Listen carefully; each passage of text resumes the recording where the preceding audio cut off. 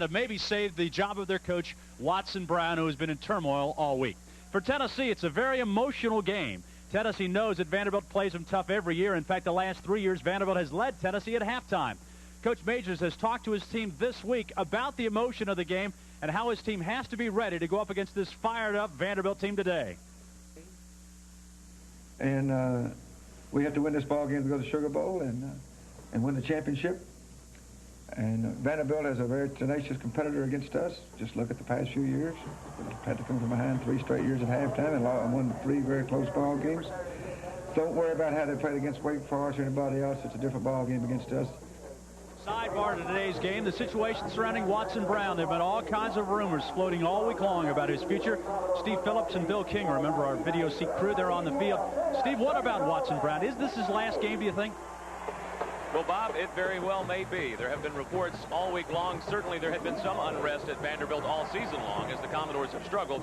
But after last week's 56-28 loss to Wake Forest, a loss no one expected, certainly by that score, there was much more unrest. A TV report in the week, a newspaper report this morning. It appears that this may well be Watson Brown's last game. All indications are this is his swan song. And if that's the case, Steve, I have to say it's very unfortunate because I don't think there's anybody out there alive who knows more about what it takes to win at Vanderbilt than Watson Brown. There's nobody that has poured more blood, sweat, and tears in this program, and I really think it's very unfortunate, but it does look like this is his last game. I guess we'll find out a little bit later on. Bob? Steve, Connor Holloway again with us today. Connor, just talking about the game a little bit, a lot of emotions, but basically it boils down to Tennessee's offense against a Vanderbilt defense that just hadn't been very good this year. Well, they really haven't, and I think Tennessee's offense has been simplified a little bit, and by doing that, they've gotten the ball into athletes' hands and let them run with it after they catch it. And I think right now their offensive scheme is basically to let their offensive line establish the tempo early. They've got to let Andy Kelly do the things that he does best, which is drop back, throw the ball on time, and be able to check off at the line of scrimmage. Vanderbilt's defense will be tested today. They have really 6 freshmen playing in the game today. Tennessee's offense is experienced, and they got Andy Kelly pulling the trigger. We had a chance to talk with some of the Tennessee passing people, get their thoughts about the Tennessee attack that's really come alive in the last couple games. Tennessee's passing attack has come alive in the last 4 games, rewriting the school's record book while averaging almost 30 points per game. This offensive explosion comes after Tennessee's passing attack fizzled dramatically in that 9-6 loss to Alabama. After the loss to the Crimson Tide, Tennessee took a good hard look at the passing attack, and that look has paid off. I guess we're just opening it up and letting it fly more or less. We've kind of simplified things as far as our passing game goes, and I guess it's helped us a little bit. We've started throwing the ball more effectively, more yards, more touchdowns, and everything. It's just opened up. I guess simplifying it just a little bit helped broaden it in another sense. We know that the passing game is a very vital part of our offense because we have a great quarterback and 4 or 5 good receivers that we know we can get the job done, so we just felt that we needed to work on it more so we can get it done. The person that's benefited the most from the rejuvenated passing barrage is Carl Pickens. He caught a single-game school record 13 passes in the Notre Dame contest, and then last week against Kentucky, he caught 10 more passes. 3 of those went for touchdowns, also a school record. We can score if we throw the ball, I think. I'm sure all the other receivers think that too, and I'm sure the running backs feel that we can score if we run the ball.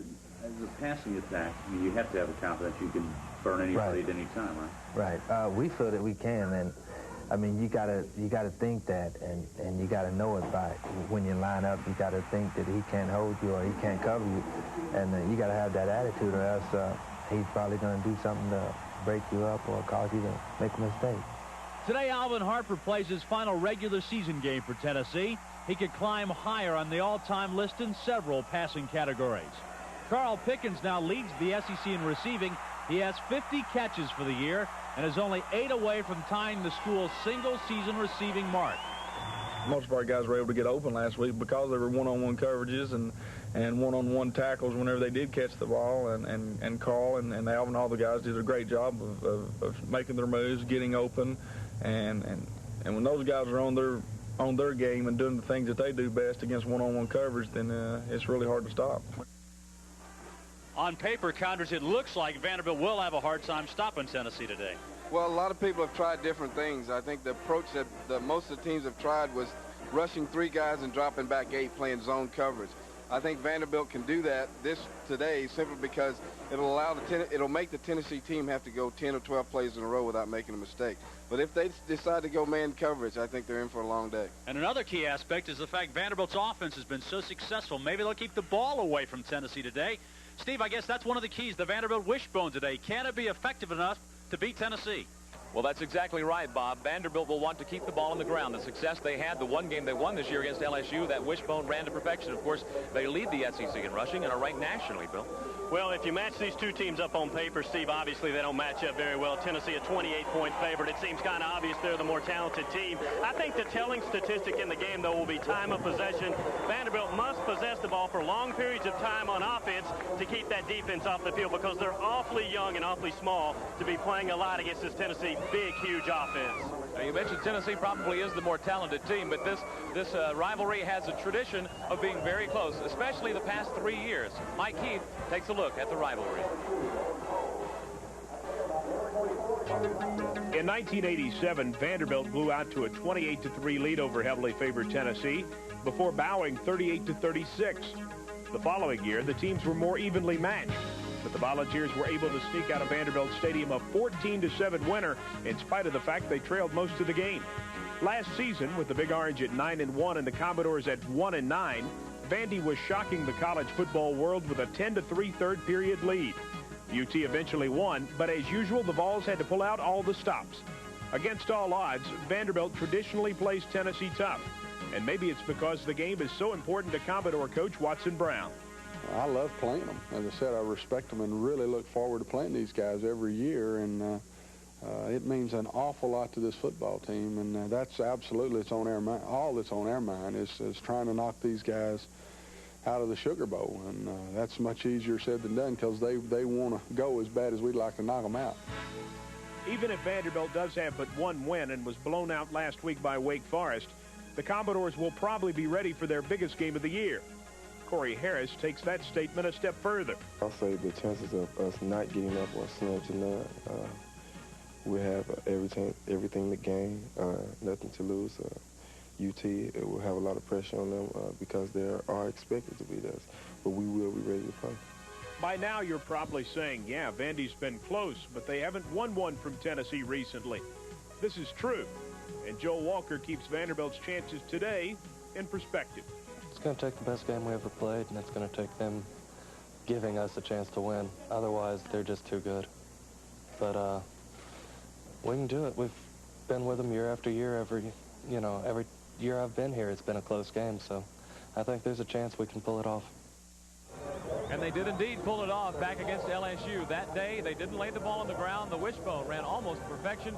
If they do that today, it will give them a chance, and it certainly would make for an exciting game against Tennessee. Bob? I think you're right, Steve. The Commodores are down on the end zone, the south end zone, ready to race onto the field. The Tennessee Volunteers haven't emerged yet. Vanderbilt, Bill King, I guess there's so many things must be going through the players' minds right now about what's their future, not only Watson Brown's future, but their own future. Yeah, it's tough to be able to gauge what exactly they're going to be thinking here, Bob, but I do think that they're going to obviously want to lay it all out on the line today against Tennessee, and probably a lot of gadget plays, trick plays, because absolutely nothing to play for except for pride here. They've only won under 5 years. Watson Brown, 10 games, 10-44. It's been very tough. These guys have a lot of pride, though. None of them want Watson to leave, so I think they're going to play very hard today. Again, though, Bob, they're outmanned, and that's the big problem. That is the big problem for the Vanderbilt Commodores. Tennessee, of course, always a very big game to play Vanderbilt. On Thursday, before the Vanderbilt game, every year they have a tradition on the practice field. All the seniors have what they call the last tackle. They get a shot at a Vanderbilt tackling dummy. Coach Majors introduces each one of them. That's Greg Amsler. Then they get a full-blown shot at the tackling dummy.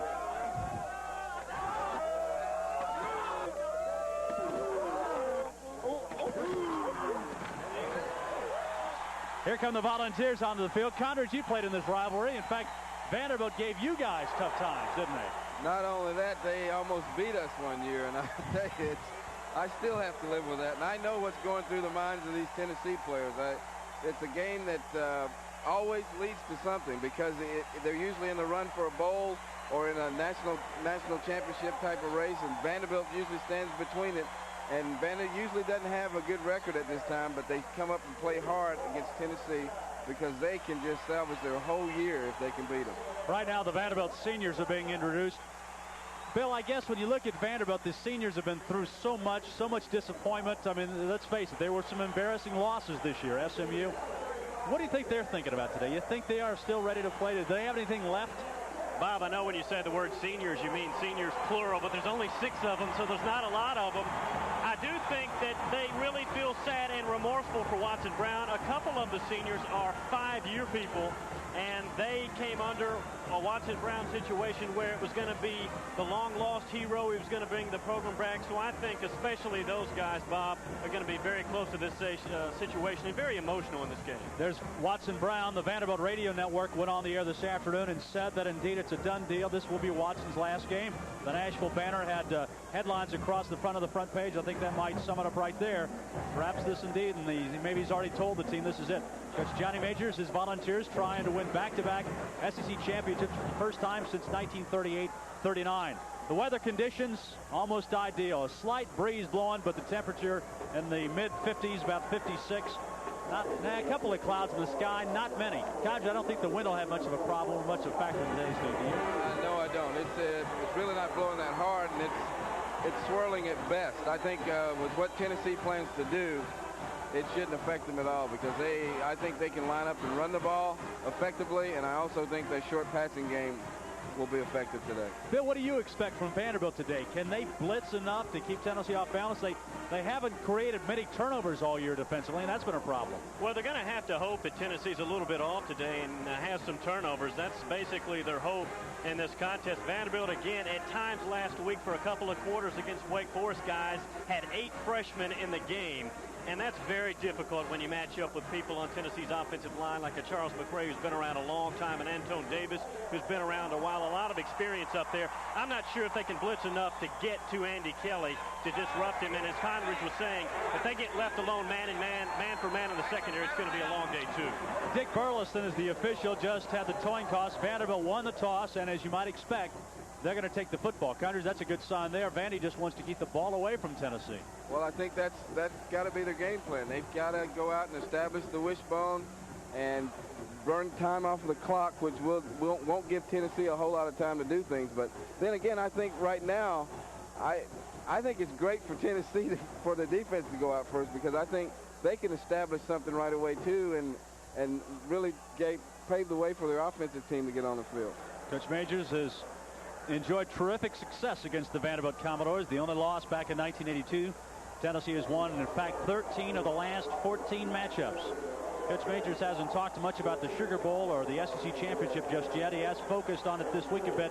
It would be quite an accomplishment, the first team since 1938-39 to win back-to-back SEC championships. What win there is will be at Tennessee's back as the Volunteers will kick it off. Vanderbilt sends back their deep people to return the kickoff. Mark Johnson is number 22, and Corey Harris is number 2.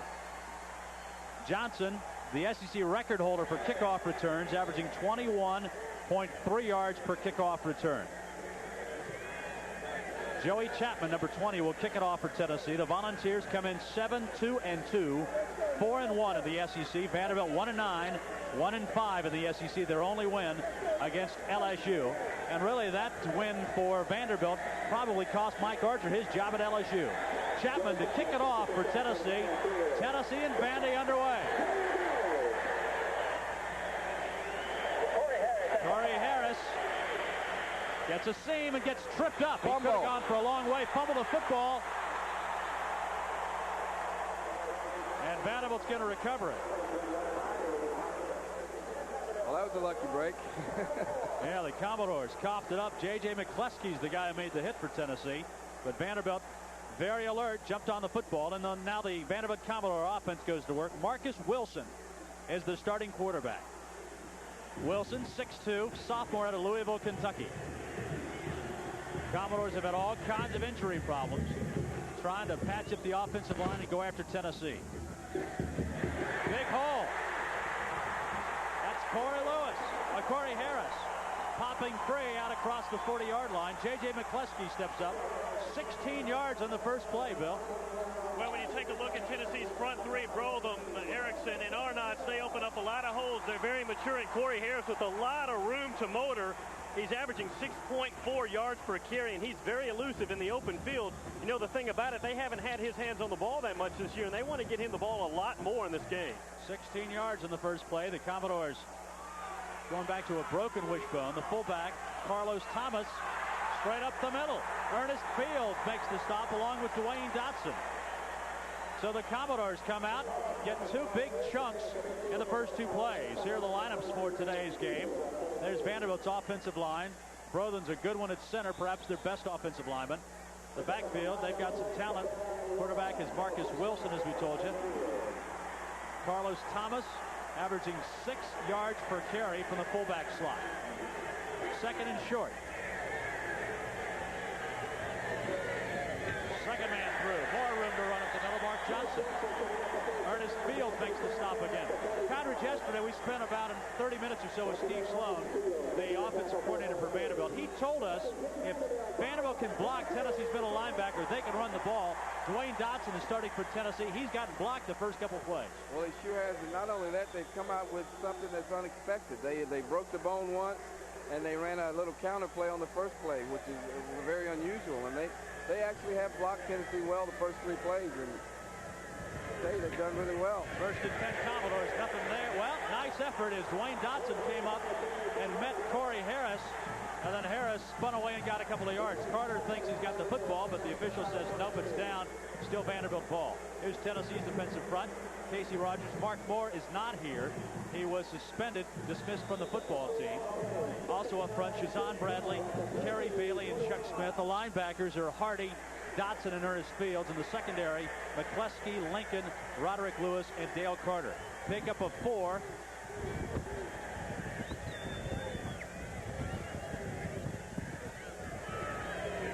Thomas up the middle, more room to run. Roderick Lewis and Dale Carter team up to stop Carlos Thomas. And the Commodores on the march. Bill, if there's any indication Vanderbilt might be flat, we haven't seen it. No, we haven't. And you got to remember, Kevin Brothen is a very good center. I would say he's better than Roger Schultz or Bob Meeks or anybody that Tennessee's seen this season. And look at that big hole. Carlos Thomas, 6.3 yards per carry. He's got over 600 for the year. Remember, he went for 171 against Kentucky. This guy can play. He's a good fullback. First and 10 Commodores. Option play Wilson. He's got room. He gets down inside the 20-yard line of the 17 where Ernest Fields makes the stop. Wilson had been sharing the quarterbacking duty with Mike Haley. Haley was hurt last week against Wake Forest. He broke a bone in his foot, and Wilson is their running quarterback, Condridge. Well, he is, and I tell you what they've done. They're emotionally high, like you mentioned before, and they are just coming out and basically blocking the middle linebacker like we talked about before. And it might take the Tennessee defense a little time to adjust to what they're doing because they're doing a little bit different scheme than they thought. Thomas up the middle. Might have the first down. Short yardage. Dwayne Dotson makes the stop. Terry Bailey also number 53 at the bottom of the sack. Sean Walker is Tennessee's starting middle linebacker, but he has been nursing some bumps and bruises. Not in there. Dotson gets the start in the middle, 33. Bill, I think the key thing for Dotson, he hasn't played against the Wishbone team, didn't play much against Colorado. It's a pretty tough assignment for Dotson. Yeah, you have to be extremely mature and know your assignments very well to handle this. And remember, we're talking about the #1 rushing team in the SEC, so they're not chopped liver on the ground. Pretty good offensive rushing team. 8th play of the drive. Wilson, not there this time. Slammed down by Darrell Hardy. Hardy stayed with the quarterback, and Tennessee also covered the pitch man with J.J. McCleskey. Tennessee defensed him well that time. Well, that's one of the things that the Tennessee defense will do. They will, if you're going to run the wishbone on them, you better be successful inside because they're not going to let you get outside and string it out. That's one of Larry Lacewell's fortes. He will defend the wishbone wide. And also, that was one of Steve Sloan's concerns, talking to him yesterday about Tennessee's quickness in their pursuit. It's hard to spring them out and run them down the line because they run so well. Thomas fumble. Ball's loose. Chuck Smith got the stick. Vanderbilt has recovered. If the ball did indeed pop free, I thought I saw it squirt loose. Let's see. No, I don't think it came out, but it was just a great hit, though. He almost dropped it. He almost let it go. Smith stuck him good. Big play for the Commodores on the drive. 10th play. They took the opening kickoff, and they've chewed up almost 4.5 minutes now.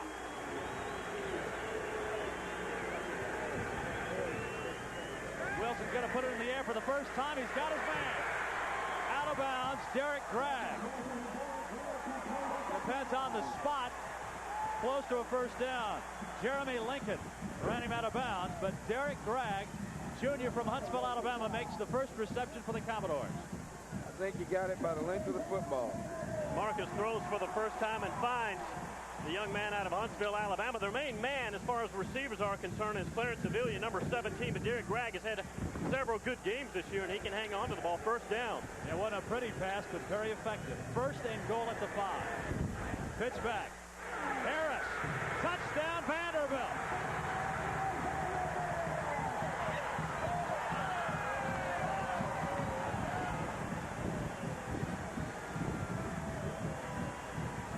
Ernest Fields and Dale Carter tried to get there, but they were late.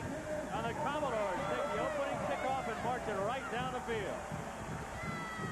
6-0 Vanderbilt.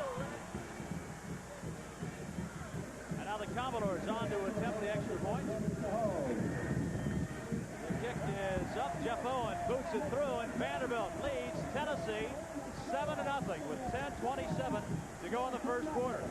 Bill, I guess if you wanted to write a script from a Vanderbilt standpoint, they follow the script. Keep the ball for 4 minutes, 33 seconds. You get 7 points on the board. Vanderbilt definitely not down. According to this, look at this great move. Dale Carter can't hang on to him. And Corey Harris has gained some weight, probably weighing about 200 now. Just uses that strength to get in the end zone.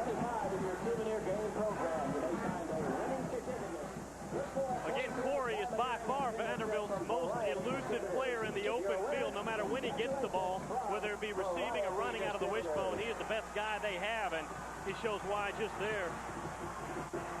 You know, yesterday when we were talking with Coach Sloan, Corey walked into the room, and Sloan jumped a little bit. I didn't think then what the problem was. They turned around, and Corey was carrying a big boa constrictor with him.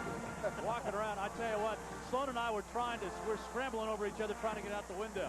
Well, there's the scoring drive. 11 plays, 76 yards, used up 4 minutes and 33 seconds, and Harris gets the touchdown on the 5-yard run. 1 pass on the drive, 10 on the ground. So Tennessee, as it has done the last several weeks, will have to fight from behind one more time. Carter, that has been a key. Last week, Tennessee fell behind to Kentucky 14-0 before they came back. They're behind to Notre Dame. They've been behind Ole Miss. Everybody. They really have, and I tell you, it's something they're going to have to correct. It's, you know, right now they're good little return here by J.J. McCluskey. He's rolled out of bounds by Vanderbilt. Robert Davis, the defensive back, made the stop on McCluskey, but Tennessee gets excellent field position on the short kick by J.J. McCluskey. 18-yard return on it. Okay, we've got to look at the replay here. J.J. just takes off and outruns the contained guy. The contained guy didn't stay home. J.J. made a good return. The Tennessee offense now has got to answer Vanderbilt's scoring drive, and that's very important right now, right away. They've got to do that. Tony Thompson, nice cutback. Kelly's out in front, throws a block. Thompson with a 40 and out of bounds. Robbie Young forced him out. Tony Thompson made a great cutback, and then Andy Kelly was leading the interference. Well, I tell you what, Tennessee dodged the bullet right there because they had that sweet stop. And if Tony doesn't make this good cutback and make a good run, we could see a lot of emotion erupt in this stadium because they actually had him stopped for a loss. There's Kelly giving him a block to help him pick up 5 more yards. 21 yards for Tony Thompson. Tony nominated as one of the finalists for the Doak Walker Award. He goes to the best college running back in the country. Tony, 1 of 8. And Thompson over 1,000 yards this season. Right up the middle, nothing there. Vanderbilt guessed right. Rod Keith and Shelton Quarles makes the stop for Vanderbilt. Here's how Tennessee will line up today. The offensive line, the 2 senior tackles, McCray and Davis. John Fisher, one of the best centers in the conference. The backfield, the wide receiving core of Harper and Pickens, both record setters. Tony Thompson at tailback. Coles, the tough fullback, and Adams, the sure-handed tight end. 2nd and 10. Thompson breaks a tackle. He got that on his own. Quarles makes the stop for Vanderbilt. But Tony Thompson just showing strong leg movement. Picks up enough yardage to put Tennessee in a position where it's 3rd down and short. That was a great effort by Tony. He's a lot of people don't understand that small stature has a lot of power, and he's one of those guys that just never quits. And he was fortunate enough to get a chance to play this year, and he's taken every advantage of it. Tennessee has a 3rd down, about 4.5 yards to go. Vanderbilt covered the quick one, and Kelly has to throw it away. They tried the short hitch to Pickens, and Vanderbilt came up on it. Nice defense by Robbie Young, who read it, and then Kelly had no place to go. Counter. Sure did. They're going to stop the quick game to the short side of the field. What they're basically doing is playing a short zone with their outside linebacker. He's walking into a walk-away position and taking away all the quick game. Right now, if they go quick game... And the work that the Rotary does in conjunction with the award. It makes them a little more dangerous of a pass. Here's Greg Burke now. 19 of 29. This is a 50-yard field goal. He missed it. And he shanked it to the left. So Vanderbilt has stopped Tennessee's first assault. And the Commodores still leading 7-0, get the ball back in good field position. Well, Bill, Vanderbilt's done it again. I mean, they did what they wanted to do on offense, and they did what they wanted to do on defense. Well, you know, if Vanderbilt doesn't turn the ball over early in this game, I thought they could move the ball on Tennessee simply because it's a wishbone, and they've got a good wishbone team. I mean, they're leading the league again in rushing. So I thought they could move the ball against Tennessee. I'm not sure if I think Vanderbilt's going to have a big lead here or anything, but they've really played well, and they played it with some young people we'll talk about in a little bit. 1st and 10 Commodores now. Brett Hayes in at fullback for the Commodores. Hayes, a junior out of Los Angeles. In the broken bone, a wide T formation. Up the middle, Hayes fighting, scratching, still going. Turns for 3 yards maybe. Dwayne Dotson makes the stop. Steve Phillips is on the field. Steve, what do you got? Well, Bob, one reason for Vanderbilt's fire on offense, of course, might be their coach. I was talking with some people on the sidelines, some long faces over there, some fans chanting Watson Brown, but a source told me off the record that Watson Brown will indeed be fired, win or lose today. So apparently his team is playing this one for the coach. Steve, do you think he has told the team yet? I think I got the impression, yes, that they had been told. All right, Steve. 2nd down now, Vanderbilt. Hayes again, right up the middle. Deshaun Bradley makes the stop. Tennessee, of course, without Mark Moore, who was dismissed from the team this week. Jeff Tullis is playing, but this is really the first time he's been back because of the knee surgery. J.J. Surley's been banged up. Tom Fuller's been banged up. Bill, what about Tennessee's defensive line? I mean, there is some question marks there, and Vanderbilt can exploit them. And Vanderbilt's a lot bigger up front than Tennessee on that line, so there is a size advantage. Tennessee's a lot quicker, though. 3rd down. Wilson. Tennessee stuffs it that time. Casey Rogers comes up. Also, Jeremy Lincoln was there. And Darrell Hardy is the guy who got the penetration. Casey Rogers, the junior out of Humboldt, Tennessee, makes the stop. His 3rd stop this year for minus yardage. So Tennessee has stopped it. And the Commodores will have to punt. Dwayne Dotson has really got a little more control right now. He's not overrunning that option, and he's staying home a little more. David Lawrence punts the ball. Probably a pretty good thing. Dale Carter comes up, makes the catch, and is stopped right away at the 35. He was kicking into the wind. Lawrence got it down low and didn't hit it real hard. Rico Francis makes the stop for Vanderbilt. So Tennessee takes over its own 35-yard line with 7 minutes to go in the first quarter, with Vanderbilt leading Tennessee 7-0. One thing we do need to look at, gentlemen, is number 71, the left tackle for Vanderbilt. He was moved to defense from offense, Tom Vincent, Monday, and he's starting this game having spent about 3 days on defense, the left tackle. Little move there. Vincent is lined up over Doug Baird right now. Okay. Oh, you got it down there? Right. Dick Burleson, the official, making the call against Tennessee.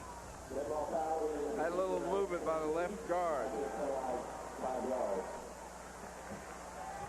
There are the defensive lineups for the Commodores, Keith and Jewell. And the linebackers, Shelton Quarles, a freshman who's been outstanding for the Commodores. Kelly lets her fly. He's got his man. Harper one-on-one. Gets away from the first wave and is knocked down short of the first down. Like I said there, Bob, if they're going to go short game, they've got to go to the field. They're covering the short side of the field short game-wise. They drop the linebacker underneath. We got the replay here. It's just a little hitch pattern to Alvin Harper. Alvin Harper, yeah. And I tell you, when he makes people miss. So if you get him out in the open space, being the athlete that he is, he can make you miss the ball. Second down. Uh-oh, we got a touchdown. And he missed. Carl Pickens. One-handed deflection, and he kept his concentration and made the catch. What a grab by Pickens. He leads the conference in receiving. I'm not sure he's made a better one than that. Aaron Smith was there, but the old hitch and go, and Pickens almost burned him. We got a little hitch and go here, and that's great concentration right there, folks. And that's what happens when you gamble on the short game, the short side of the field. If you don't have help on the hop, you're gonna be in trouble. Here's the option to Tony Thompson. Gets a great block in the corner. Thompson down on the sideline, knocked out of bounds inside the 10. Vincent Moore. That was a great block by Vincent Moore. If we do a replay on this, number one, Vincent Moore is the reason that play worked. I mean, he stuck with his guy downfield, and here he comes. Watch this block right here, folks. That's a great job by a wide receiver. They're not known for the blocking skills, but Vincent did a great job right there. He blocked Steve Meads. And Steve Meads is about 6'2", 205, so Vincent was giving up a little size but stuck it in there. That's a raw for us short guys. That's right. There you go. Tennessee trying to tie it up. 6:20 to go in the first quarter. Kelly to the end zone. Pickens had it, couldn't hold on. Robbie Young was there. I think the linebacker, Quarles, 31, got his hands on it. Might have tipped it. Connors, it seems like Tennessee has found something. They're isolated. The replay right here, number 9 actually hit it. That was Robbie Young. What they're playing is a rolled-up zone to the short side of the field. They did that last time. The corner comes up and the safety's on top. Kelly on the option. This might be Thompson. a touchdown. Thompson to the 5. Thompson breaks a tackle and scores. Tony Thompson was stopped at the 5 and got into the end zone. Tennessee to within a point. Vanderbilt still leads 7-6, but Thompson on a great run gets Tennessee on the scoreboard, his 13th touchdown of the year. Well executed play, and I tell you, Andy Kelly does a great job on this, coming down on the option and taking the option out a little longer than he normally does. He stretched it out, made the defense come to him, made the pitch to Tony Thompson, and the rest of that the little man did on his own. Greg Burke to try and tie it up.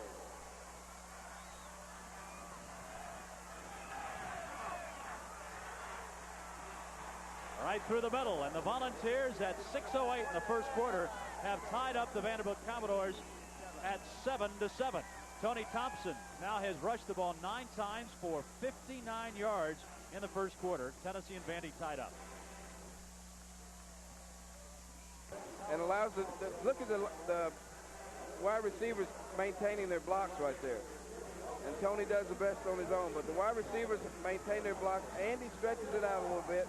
Now we got the pitch.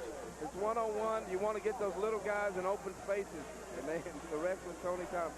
There's Alvin Harper throwing a block. Bill, a lot of Vanderbilt players on the ground. Tennessee's doing a great job downfield. Right. Tennessee's getting their blockers downfield, moving Vanderbilt off the ball. Talking to Doug Matthews, the defensive coordinator this week, and he said, you know, our problem is we're just getting beat by better people, bigger, stronger people. We're getting knocked so far off the ball, it's hurting us, and you can see that kind of taking shape now. Andy Kelly, though, on that one saying, hey, Marcus, I can run the wishbone, too, so I can run the option game. Tennessee and Vanderbilt tied 7-all. Chapman kicks it off again. The ball goes into the end zone. The Commodores will say, nope, let's start from our own 20. Mark Johnson fielded the ball, and Vandy takes over at its 20-yard line.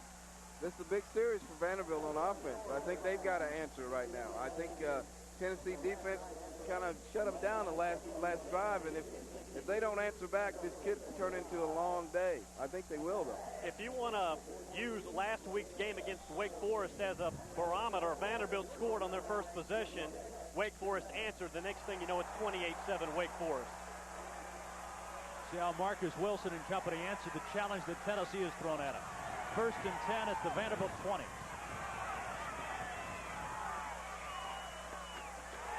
Another big stick. Wilson keeps it, though. Thomas took a licking. Wilson hung on to the ball, and Jeremy Lincoln comes up to stop him. Well, I tell you, the Tennessee defense dodged the bullet that time. If he pitches that ball, it's a long touchdown, folks. Did you see that one? Remind you of Eric Bieniemy to Pritchard in that first game against Colorado. It sure does. That was an opportunity that Vanderbilt missed out on right there. Now, this is the first team backfield again for Vanderbilt. They used this group right here, the fullback and the 2 tailbacks in that first series when they were so successful. That's Harris, Thomas, and Carter. No, check that.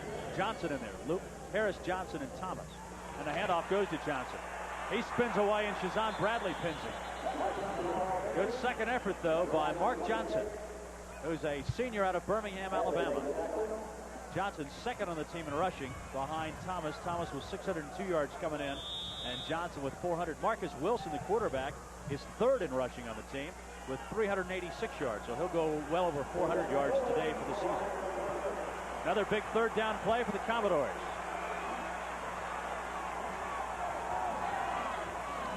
Lewis, Wilson, he's got lots of room. Wilson to midfield and still on his feet, finally dragged down inside the Tennessee 40-yard line. Dale Carter got him. Bill, there was a busted assignment someplace because Wilson popped wide open. Normally when it's 3rd and 5 or less, as is the case, they'll just run the option on the corner, and Marcus many times will keep it. And look at that, nobody near him. Roderick Lewis, the first guy to get to him, and then Dale Carter finishes him off. You have to remember this backfield that Vanderbilt has here, every run of those running backs, the 3 that are in the game, lead the SEC in yardage per carry. Very good backfield. Second man through. Spun down is Corey Harris. Casey Rogers makes the stop for Tennessee. Yeah, Bill pointed that out. Thomas averaging 6.3 a carry. Johnson 7.3, and Harris 6.4. Now the backups, Carter's at 4.8, and your quarterback is almost 4 yards a carry. Now, that's very impressive. If you look at the Southeastern Conference statistics, the 3 guys starting for Vanderbilt average more yards per carry than anybody else in the league. That's amazing. Yeah, it really is. Second down, long for the Vanderbilt Commodores. 7-7 our game here in Nashville. Wilson breaks a tackle, drags Hardy for a couple of yards. Shazan Bradley came over to finally get him. He's going to be a couple of yards short of the first down. And no offense to Bernard Daphne's 1 carry for 32, but I didn't add him to the stat book. Imagine Bernard wouldn't like that, I don't think. Third down, a long 5 for the Commodores. Clock ticks down to 3:45 in the first quarter. Capacity crowd here in Nashville.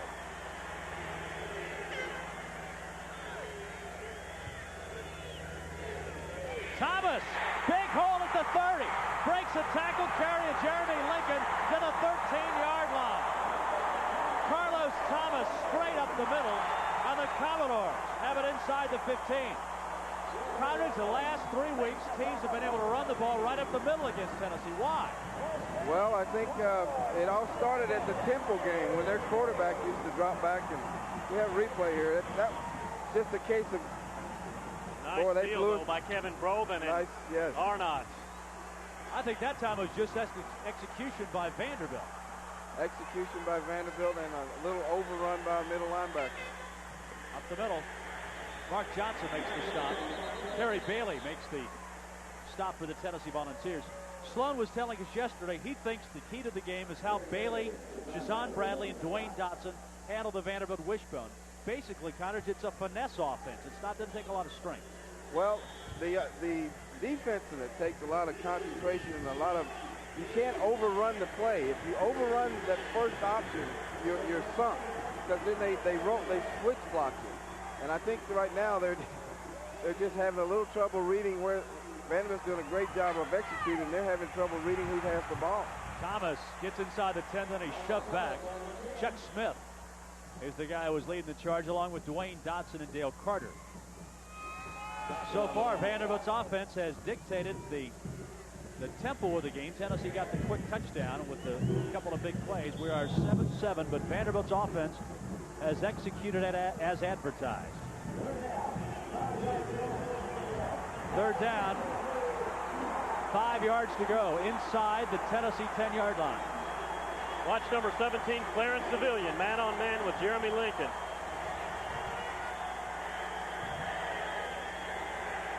Shovel pass inside. Breaking a tackle. Harris is going to get to the 1. Lincoln saved a touchdown. Bill, I think you picked it. Tennessee was looking for the pass, and the shovel pass caught him by surprise. Well, the Utah pass, the shuttle pass, whatever you want to call it. Nice block there. Kerry Bailey can't hang on. And Corey, I'm telling you, he's about 200 pounds, very elusive when he gets out in the broken field like that. Normally an arm just won't bring him down. Corey Harris gets it to the 1. Now Vanderbilt has it 1st and goal. Thomas over the top. Did it get in? Short. Dwayne Dotson at the bottom of the stack. 1:23 to go in the first quarter. Vanderbilt on the verge of taking a touchdown lead against Tennessee. Dotson already has 4 tackles in the game in the first quarter. Watson Brown trying to get his team on top, 14-7. Vanderbilt has run the ball 22 times. They have passed it twice. Thomas did not get in. Dale Carter came up and knocked him back. Dwayne Dotson was also there. 3rd and goal. Got a great defensive surge here. You can see white helmets past the line of scrimmage, and Dale Carter does make a great play right. Ernest Fields? Yeah, Ernest Fields. Oh, Carter was there too, but Ernest Fields got a part of him too. I think Tennessee defense better be on the lookout for a wide play. They're stopping the middle up pretty good. They might pull it out of there and go wide this time. Oh. 3rd down. And jumped. Vanderbilt has rushed the ball 158 times. Tennessee 60 yards. 158 yards. Tennessee 60 yards so far in the first quarter. Rushing the ball 158 times in a game would be quite a day's work, wouldn't it? You know, this Vanderbilt team has rushed the ball this year over 2,200 yards. You have to go back to 1974 to find a year when they've rushed for this many yards in a season. They've really accomplished offensively this year what they want. But you got to stop some folks, though. And Vanderbilt's just going to let the first quarter run out. A very good one for the Commodores. Tennessee got a touchdown right now, but at the end of 1 quarter, and Vanderbilt's Dudley Field, Tennessee and Vanderbilt are tied 7-7 at the end of the first quarter.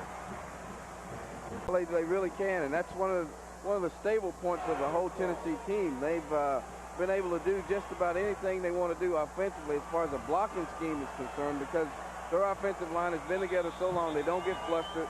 And what everybody tries to do to them, especially when they don't have enough manpower to line up one-on-one, they do a lot of slanting, a lot of schemes, a lot of twisting, and that offensive line can handle most of that stuff. Look where the football is. 3rd down and goal. It's got to be 2 inches away from the goal line. And now the officials huddle together.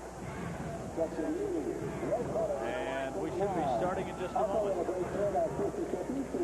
Basketball last night, the Vanderbilt Commodores had a big win at Stanford. They beat Hawaii 74-70. The Vanderbilt women's team also won last night.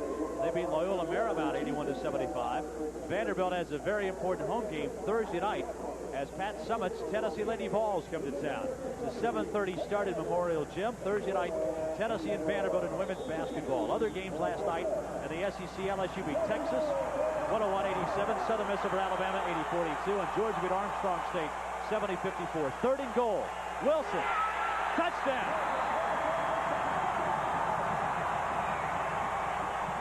Vanderbilt takes the lead 13-7. Well, that's a very heady play by the quarterback. I don't know if they called it or not, but whenever you go in the goal line defense and you don't have a linebacker, all the quarterback's got to do with it being that short is just jump right over. I mean, there's nobody to jump and hit him in the face, so he made a good play and got over. Vanderbilt now will try and make it a 7-point lead. Jeff Owen boots it right through. And Vanderbilt, on the strength of another impressive drive, has taken the lead over the Tennessee Volunteers 14-7. Right here, as the ball was being snapped, there was nobody directly over. Dwayne Dotson's a little bit to the right, and it gives, with only inches to go, you can just dive right over your center, because the defensive linemen they're burying their nose trying to get penetration. They're not concerned about somebody jumping over. That's the linebacker's responsibility. 1 second is what that took for the touchdown, as Watson's got something to smile about right now. 12 plays, 80 yards on the drive. And it took up, Bill, I think, an impressive stat, 6 minutes and 9 seconds. That's 2 long drives for Vanderbilt. They want to possess the ball for the majority of this game to keep that young defense off the field. And as you said, Bob, if you want to write a script, and you could tell Watson Brown before the game, heading into the second quarter, they're up 14-7, and they've had the ball a good majority of the time. That's exactly what they need. Time of possession, listen to this. Vanderbilt has had it in the first quarter, 12 minutes and 27 seconds. Tennessee has the ball 2 minutes and 33 seconds. Jeff Owen to kick it off. The wind is perhaps a little bit stronger than we thought. Just blew the ball off the tee. Some other scores today. Last night, Houston beat Arizona State 62-45. Texas A&M and Texas are tied at half, 14 all. And Georgia leads Georgia Tech in the second half, 9-7.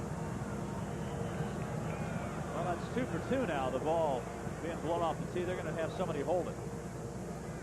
And that'll be Robert Davis to come in. Wind seems like it has picked up a little bit. The flag and the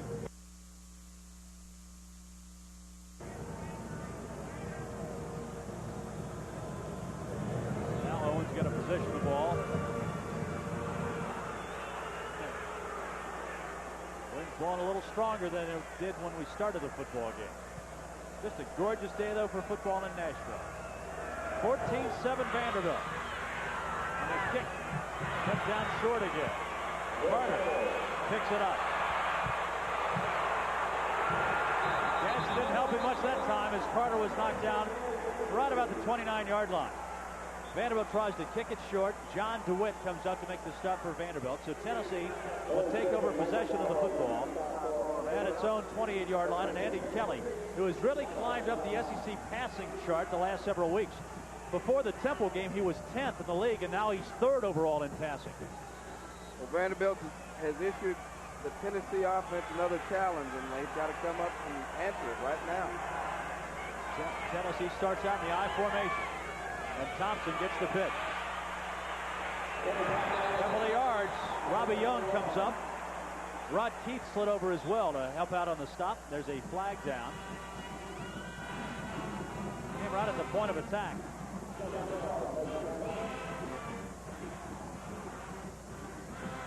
Talking about the freshmen playing for Vanderbilt. Robert Davis in the secondary is a freshman. Dick Burleson, the official, says it's a personal foul. Vanderbilt right at the spot where the tackle was made, and Watson Brown is talking to the officials over there. Well, if you'll watch the end of the replay, I'll tell you what happens. Right at the end of the play, a Vanderbilt player hits one of the Tennessee offensive linemen, not here, but right here. Watch this. Bam. Yep. It's Tom Myslinski. That's the 15-yard penalty. So Tennessee now will have the ball at its own 45-yard line. Georgia Tech now leading Georgia. Tony Thompson darts out to midfield. Rod Keith again makes the stop for the Commodores. And they're continuing to substitute Brilli in those tackle spots on defense. Now they have Rob Jewell in and Tom Robleski. So they started with the transplanted Tom Benson and Mike Gandolfo, who's a 228-pound tackler. And now a couple of bigger kids as a tandem. Jewell about 275, Robleski about 260. Second down. Kelly going to air it out, and he had, Pickens almost made another great catch. He just accelerated. The ball looked clearly overthrown when Kelly let it go, and Pickens almost made a spectacular catch. I tell you what else happened on that play, too. Anthony Morgan ran underneath, and Pickens almost makes a great catch here. He actually got to it takes a great athlete to even get to Well, that. I tell you what, I didn't think he's even going to get there. I know, but Anthony Morgan came underneath the coverage that time, and he was wide open. You might see that play again, folks. Tennessee's hit 39% of its third down conversions. They have one right here. Kelly, quick out. Overshot. Try to hit Pickens. Boy, Robert Davis defending. Yeah, Robert Davis made a break on that one. It was good that Andy Kelly underthrew him a little bit. Tennessee tried to loosen them up a little bit. Their cornerbacks are playing tight. He tried to loosen them up last time and just missed Pickens. This time he misfires on third down, and Tennessee's Joy Chapman back in the punt. Vanderbilt leads Tennessee 14-7. Against the wind. Driving kick. Derek Payne makes the punt return for the Vanderbilt Commodores, and Bradley downfield to make the stop for Tennessee. Punt went 40 yards and a 4-yard return, so Vanderbilt's offense backed up again, but they've moved the ball on Tennessee. Well, the Vanderbilt defense answered the challenge right there, and now it's time for the Tennessee defense to do the same. We'll wait to see what happens. Vanderbilt's really playing emotional, as you said before at the beginning. They are a very emotional team right now, and you never know how long that'll last, but I tell you what, the longer it lasts, the athletic ability takes over pretty soon, and then we'll see what happens. But they're the SEC standings. Florida, of course, cannot win the title because they're on probation, but the Gators play Florida State tonight. They are satisfied that they have the best record in the league, although they wish they could play. And then the rest, Auburn and Tennessee, if those teams win today, they would tie for the conference championship. Auburn's 4th straight title. Ole Miss and Alabama still have a shot, but they got to get a lot of help. Got to get some help from Vanderbilt, and then Alabama's got to beat Auburn. I was looking it up. You've got to go back to 1953 to find a Southeastern Conference champion with a loss and a win, or a loss and a tie. Yeah. That was Alabama, right? Yeah, Alabama in 53, and Georgia in 42 had a loss and a tie.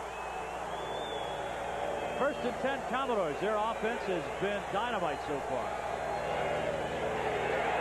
Second man through, Derek Payne, stopped by Corey Bailey. And again, this is that second team backfield. Hasn't been as successful as the one with Mark Johnson, Corey Harris, and Carlos Thomas. Terry Bailey on the stop, the junior from Morgantown. He has really been the surprise of that defensive front. When Mark Moore had some injuries, Tom Fuller had some injuries, Bailey has just been playing steady every single week. Tom Fuller is now in there at right defensive tackle for Tennessee. Second down. Wilson breaks a tackle. Wilson dragged down from behind, fumbles the football. Mims dragged him down. They're going to say he was down, though. Chris Mims caught Wilson from behind, and when he hit the ground, the ball popped free. But it will be 3rd down for Vanderbilt. Well, I'll tell you what Coach Watson Brown is doing right now, and well, he's going to take a replay and see if he was actually down. I think he was. Yes, he was. Yeah, he was down.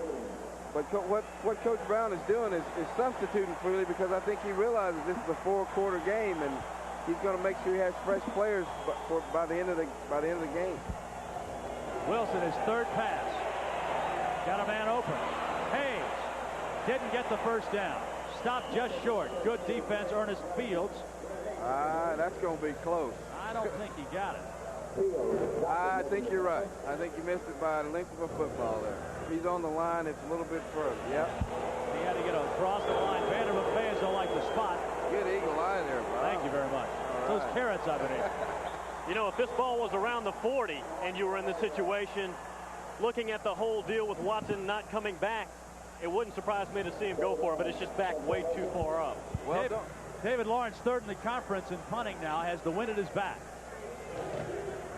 And doesn't hit it well. Kicks it away from Carter. Gets a great roll, though. He couldn't have thrown that ball down there any better. It's still rolling. He kicked it away from Carter with great success. Let's go to Steve Phillips on the sidelines. Steve? Well, Bob, that punt may be indicative of how things have been going for Vanderbilt. I was over on the sidelines after that last series where they stopped the Volunteers, and Mike Gandolfo, the outspoken member of the defense over there, said, sure, we believed we could do this. You got to believe, baby. You got to believe. And so far, they're making believers out of about 40,000 or so. Yeah, so far, Vanderbilt has looked terrific. The punt went 58 yards. What about 10 yards in the air and about the rest of it on the ground, 48 on the ground. But you don't get style points in this game, do you? You know, it all counts. Tennessee backed up again. Right up the middle, Tony Thompson somersaulted down across the 20. Tom Benson, Bill, the guy you've been telling us about, made the stop. Tell us the story now. He made the adjustment this week, right? Right, he made the adjustment this week. Now, he started as a true freshman last year off on defense. He didn't get to play a lot, but he played some. But this Monday, Doug Matthews talked to Watson Brown in the team meetings and said, I need him because he's 280 pounds, 6'6", and he can move. We had to stop there. Thompson again. Great block up the middle. John Fisher threw the block, and that sprang Tony Thompson into the secondary where Robbie Young makes the stop. And that might have been a touchdown-saving stop by Robbie Young. Well, I tell you, got a reason here. Our offensive line just does a great job, like I said before. They're a veteran group, and there's not going to be too much up there they're not familiar with. And even if they are, they can adjust. Tony Thompson, over 1,000 yards, has a 1st and 10, gets a block from Amsler and gets up close to the 40-yard line. Gary Rogers makes the stop for Vanderbilt.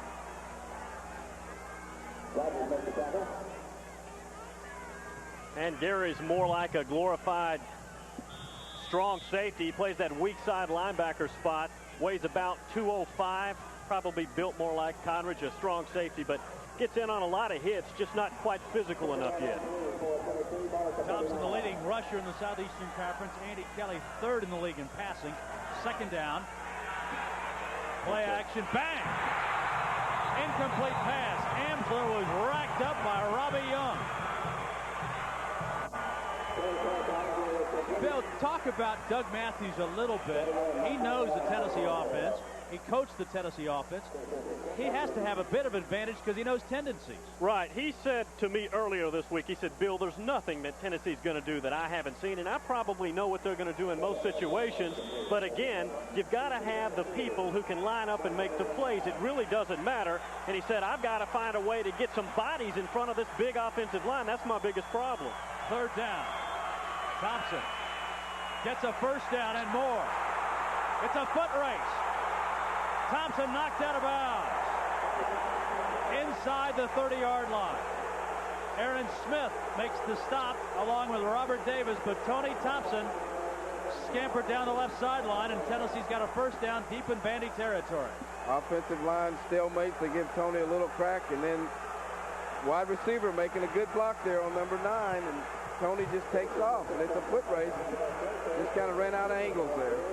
Tony could have 100 yards in the 1st quarter.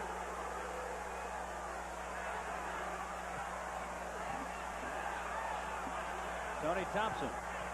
He's got 118 yards already today. 10 carries, 118.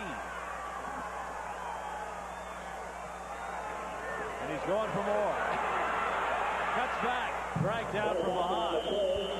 Inside the 25-yard line. Gerald Collins and also Lewis Woolbridge makes the stop. Well, his record for this year in the Southeastern Conference is that 248 against Mississippi State. So he's almost halfway there. You know, I was looking over the stats. The best rushing performance this year in the SEC was Tony Thompson. The best passing performance, Andy Kelly, 399, Notre Dame. The best receiving performance, Carl Pickens. All over the stat books, Tennessee offense. Yeah, Pickens has 4 of the top 5 receiving days. So he's having a banner year. Greg Amsler to the 20-yard line. Gary Rogers again on the stop. And Mike Gandolfo. You know what was surprising, though? The longest kick was Greg Burke's 51-yarder against Alabama. The longest field goal this year. Guess that's what happens when you don't have the tee. Yeah. Texas A&M were tied. Early Georgia Tech has come back to lead Georgia. 8:39 to go. Vanderbilt 14, Tennessee 7, but the Volunteers are driving. And Thompson tripped up behind the line of scrimmage, stays on his feet to the 10, to the 5. That was just one great effort by Tony Thompson. I mean, he should have been stopped way before then. And he breaks through a tackle, and he keeps his determination is just great. His leg strength is amazing, too. A lot of people don't realize that. Good block by Greg Amsler. He avoids one tackle, 2 tackles, Now he takes off, and I think, well, that was an inadvertent face mask, if that's what they call. Aaron Smith is the guy who finally pulled him down. Okay. And they've called the face mask. Sure did. They sure did. Good eyes, Conrad. You know, Conrad, there's something to be said for being a short running back. When you're 5'6", 5'7", Mark Johnson's the same way for Vanderbilt. It's very difficult with that low center of gravity for these big defensive players to get their hands on a guy like that. It's an advantage, not a disadvantage. It's definitely an advantage, especially if you're stronger, because these guys, they get in contact with a big offensive lineman, and you can run right. They can't see you sometimes. You can get right by them before they can see you, and most of these little guys are so strong they don't come down with an arm tackle. Thompson now 12 rushes for 134 yards in the game. Thompson has left the game, by the way. And their bench down below is blocked from our view. Looked like Tommy O'Henson just came in for. I see him right away. He just went to get water. I think he's okay. He needed a blow. I think he's been worked a little bit today there, Bob. There were some great games in this series. One of those, 1982, Tennessee against the Vanderbilt Commodores here in Nashville.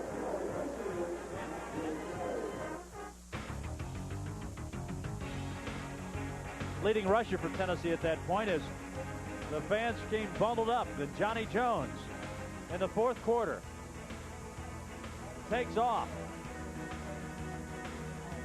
and scores for Tennessee. But the Commodores came back on the strength of the throwing of Kurt Page in that game. Less than 3 minutes to go. Vanderbilt came back, and on this touchdown pass, or on the touchdown run, excuse me, Page goes in, and that makes it 28-21. The Commodores on top. But then the Volunteers mount one last drive, and Alan Cockrell, number 6, was Tennessee's quarterback. Throws long, but Vanderbilt intercepts to clinch the victory. 1982, Vanderbilt beat Tennessee 28-21. Now the Volunteers trying to tie this one up. Handoff Thompson. Spins to the outside and is knocked down at the 5-yard line. Lewis Woolridge would not take the little juke by Thompson and makes the play. Well, Lewis has had some shoulder problems, missed a couple of games this year with a dislocated shoulder. It's nice to see him back. He's played all the positions along that three-man linebacker core. He's played in the middle, on the weak side, the strong side. Really hasn't settled in yet at one position, but nice heads-up play. Yeah, you run down the Vandy injury list on defense. It takes a while. Alan Young, defensive end, is out. Free safety Chris Donnelly has been banged up all year. Derek Wilhelm, cornerback. Steve Meade, strong safety. Ashley Stanford, middle linebacker, all banged up. Kelly on the option. Kelly gets to the goal line. Did he get in? A flag is down. Rod Keith drags him down. Kelly tried to stretch the ball over the goal line. Apparently did not do so, but a flag is down. This might be a holding penalty on Tennessee. I think they caught one of the wide receivers holding. I'm not sure, but I think so. So that'll take it from a 1st and goal at the 1 to a 2nd and long. See the hold, I don't think. It's just to the right of the screen there. Boy, Kelly almost got that one in the end zone. Carl Pickens might have been the one caught for holding, and they're going to march it off. So now it's 2nd down. The ball is marked at the 15-yard line. Tennessee's got to get to the 3 for a 1st down. 7:20 to go. Vanderbilt leads Tennessee 14-7 in the 2nd period here in Nashville. Vince Moore, Anthony Morgan wide to the left. Amsler now at tailback. Option, Amsler, he's in trouble. Gets back to the line of scrimmage, and that's it. Gerald Collins for Vanderbilt knocks him down. Well, that was a case of Andy not going far enough on the option. If he goes down and challenges the end, you got a pretty good play.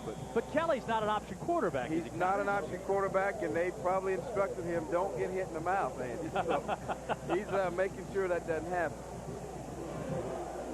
I think that Vandy would much rather have Andy Kelly running the option than throwing to Carl Pickens or Alvin Harper. 3rd down. Tennessee's got to get to the 3. They're at the 15. Harper's open over the middle, and the ball is deflected, but it's still caught for a touchdown.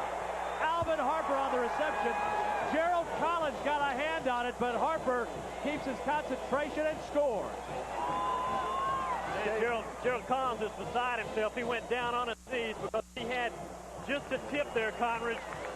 Not quite enough. He sure did. And I tell you, this is a case of two great plays. Andy Kelly reads the blitz. He pointed the blitz out. He read the blitz. He had to throw a little bit off balance. He didn't really get as far as he'd like.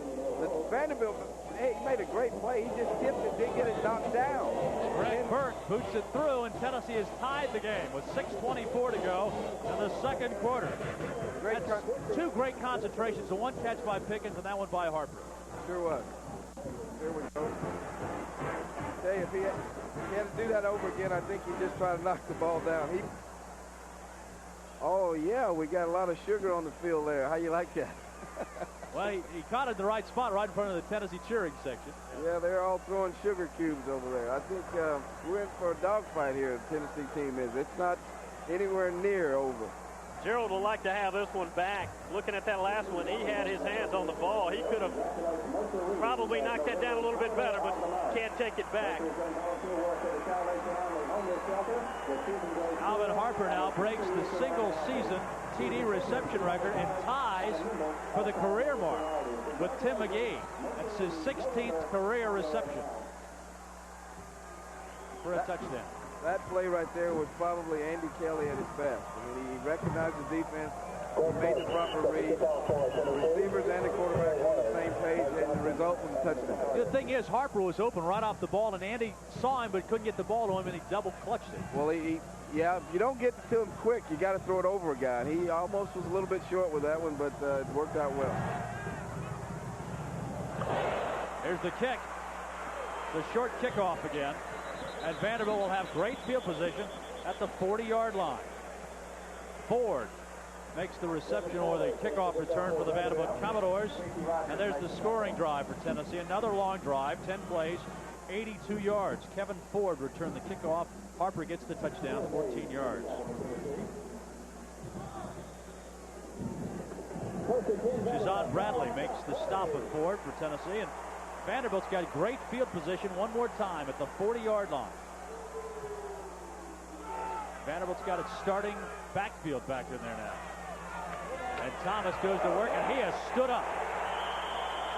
What a collision between Dotson at 6'2", 251, and Thomas at 5'10", 217. That was a form tackle, folks. That's what you'd like to teach. Head up, good leg drive. Two good athletes, head-to-head, stalemate. And that's what they want to see. They want to see those linebackers meet them flush up in the hole with a good physical tackling. That's one of the few ones we've seen so far. Dotson also a great fullback. Tommy West, the Tennessee running back coach, is chomping to try and get Dotson over there next year. The way he's playing a fullback, that's not going to happen. Wilson cuts it back. He's about a yard short of the first down. Roderick Lewis made the stop. Lewis, that time, really kept Wilson from turning the corner. He looked a little like Condridge Holloway on that play as he kind of spun back, did a little I don't know about that. Hey, he did a good job of coming back, though. The front side was closed off, and he made something happen. That's great athletes will do that. Another third down conversion for Vanderbilt. They're making 38% of these on the season. Second man through, he's going to be close. Mark Johnson gets up near the midfield stripe. That's where he's got to go. I don't think the where they're standing in the spot, I don't think he got it, but this is 4-down territory. I don't think it's a first down. No, it's not. I think they might go for this one. I don't see any reason why you shouldn't go for this. 4:42 to go in the second quarter. Tennessee 14, Vanderbilt 14, and Vandy wants to talk about, Coach, what do we do right here? The way Vanderbilt's been moving the ball, I think you go for it. Oh, easily. 1-9. Your coaches last year, it looks like nothing to lose and everything to gain here. I say you go for it. I don't even think it's a question, Conridge. No, I don't either. I think as far as Coach Brown is concerned, he's got to go out fighting, and that's a good sign of fighting and trying to win and do the best you can. I really can't see where they would. The reason for the timeout is probably to make sure that everybody's on the same page. You don't do anything real hastily with a young team. So I think the timeout was a good call, but I definitely think they're going to go for it. You know, Wilson, I think right there was asking for a measurement, and Burleson, the referee, said, no, it's short. We're not going to measure it. And So that's the way it'll be. It'll be 4th down and short. There's Tennessee, how they got a position to be within 1 win of the Sugar Bowl. The opening tie with Colorado, then the big wins against Pacific and Mississippi State, the disappointing tie with Auburn. They came right back and crushed Florida, the only loss for the Gators. And then you scored 45 points against Florida, can muster only 2 field goals against Alabama and get beat. And then the last 4 against Temple, Notre Dame, Mississippi, and Kentucky. Bill, this has been a grueling, long season for Tennessee. Started back in August, and now here December the 1st, you're still playing. You know, I was looking at that list there. It looked like 20 opponents. You know, how many teams do they play? But playing 12 games is very, very difficult. 13 games, I guess, after it's all over with. That's a long season. I was counting you start the first week in August and finish up perhaps January 1st as they go to the Sugar Bowl. I think you earn your scholarship in a year like that. And 3 open days in there. You got, yeah, the 3 open days rated. Yeah. 4th down. Whoa, they don't have anybody to the center. You might get a quarterback sneak here. Thomas gets a first down. Carlos Thomas right over the top. Ernest Fields makes the stop, but Vandy's first big gamble of the day pays off. And the Commodores have the ball 1st and 10 at the Tennessee 49-yard line. Well, Watson feels like they can get a foot or a yard anytime they need to, anywhere on the field. They're at midfield. Bad thing about that, if it doesn't work, that could be the telling point in the game where it caves in. But for Vanderbilt fans, it worked. Sigh of relief. Vandy's still digging hard right now. 1st and 10. Wilson. He's got doesn't have another first down. He's about a yard short. Wilson is pinned by Dale Carter and also Jeremy Lincoln. Boy, Wilson's showing good quickness today. He's showing good quickness, and he's showing that he really is comfortable with the wishbone. He's making great reads with the first guy and pulling the ball out, and then he's just basically running the wishbone very well right now. 3rd down, about 2 yards, 2nd down, excuse me, and about 2 yards to go for Vanderbilt. They're in Tennessee territory and a tie game, 14-all. Corey Harris. Terry Bailey makes the stop. They'll line it up and see if it's a first down. Let's go down to Steve Phillips now. Steve? The call on 4th down shouldn't surprise anyone, Bob. Coach Watson Brown, of course, knows his best chance to win is to keep the football, number 1. Number 2, he talked all week about how Vanderbilt had nothing to lose. They wanted to let their hair down, have some fun, and play football. They won't be going to a bowl game. They can't have a winning season. So this is it for them, and they're going to put it all on the line. You can expect more calls like that as the game goes on. First down for Vanderbilt on the last run by Harris. As the Commodores on the move again. 3:15 to go in the 2nd quarter.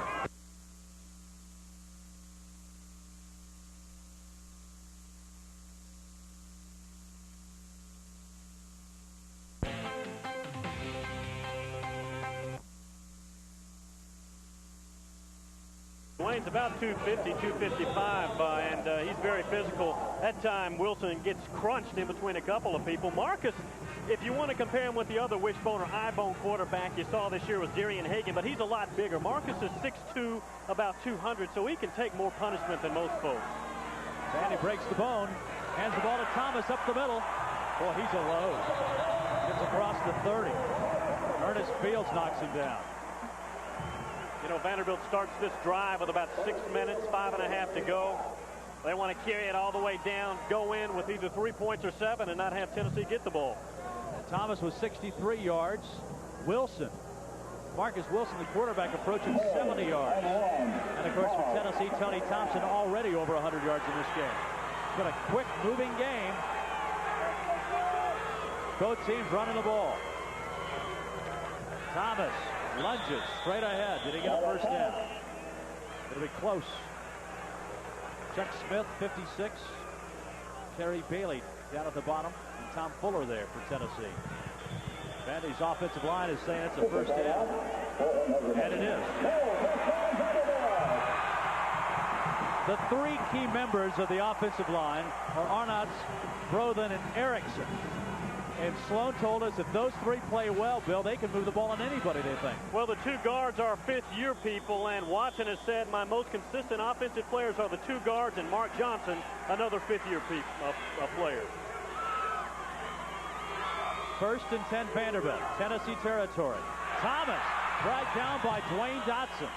There was nobody else behind Dotson, as Thomas would have had a lot of room to run. Dotson now unofficially has 7 tackles in the first half. It's a great isolation with Dwayne there. One thing he didn't do with the wishbone, you can't overrun that play. I mean, if you start overrunning it, trying to get to the hole too fast, they'll pull it out and pitch it on you. Straight up the middle, Thomas again. This carries people down to the 20-yard line. The clock is a factor now. It's at 1 minute, and Vanderbilt's going to stop it. Second timeout for the Commodores. Vandy now has rushed for 200 yards in this game. And, of course, the Commodores lead the conference in that statistic. In fact, Vanderbilt is averaging 226 yards per game on the ground. They're at that almost already in the first half. Yeah, that's good for easily number 1 in the SEC, and I think that's about 18th nationally. And coming into the season, when Watson Brown brought in Steve Sloan and they talked about what philosophy they need to have to win at Vanderbilt and to have a chance to have a winning record, is possess the ball offensively, as we've been talking about, and that's by running the wishbone, keeping the defense off the field, and cutting the game in half. When you're running the ball, the time clock keeps moving. That's what they're doing. Again, the only problem, and hopefully they'll get this worked out next year, is you got to have some defensive bodies to get in front of some people to stop them, to give yourself a chance. Watson had said he's been recruiting the last 4 years for the wishbone. I mean, most people thought Vanderbilt was going to throw, but Watson says he's been looking for the wishbone people. Big third down play for Vanderbilt. Got to get to the 18-yard line.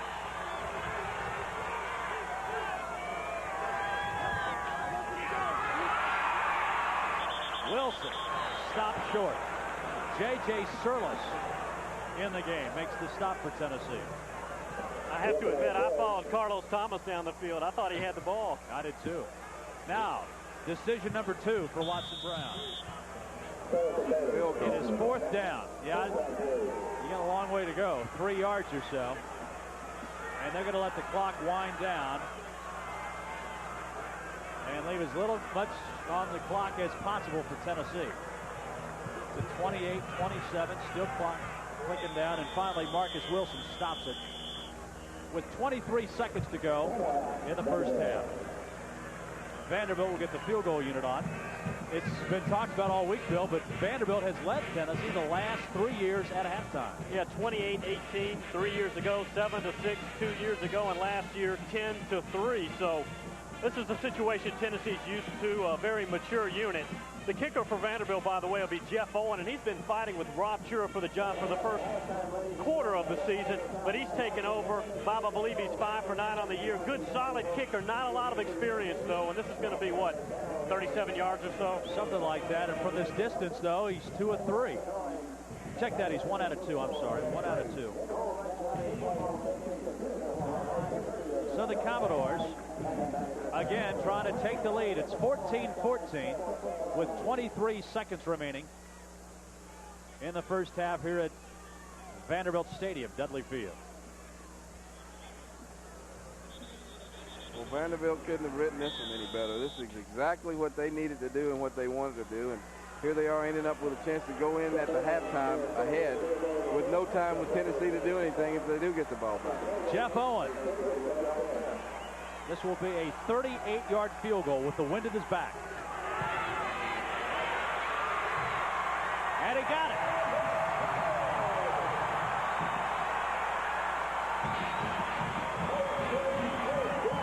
Vanderbilt leads 17-14.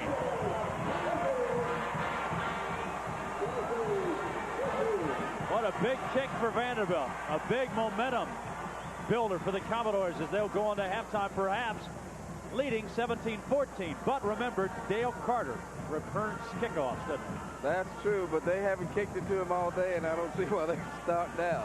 That's not a good time to test it, I would say. I think you might see a little squibber and maybe one play after that. But I think our one play, if they get anywhere near where they can throw it deep enough, that's a threat in itself. We've got 3 guys that can run very fast.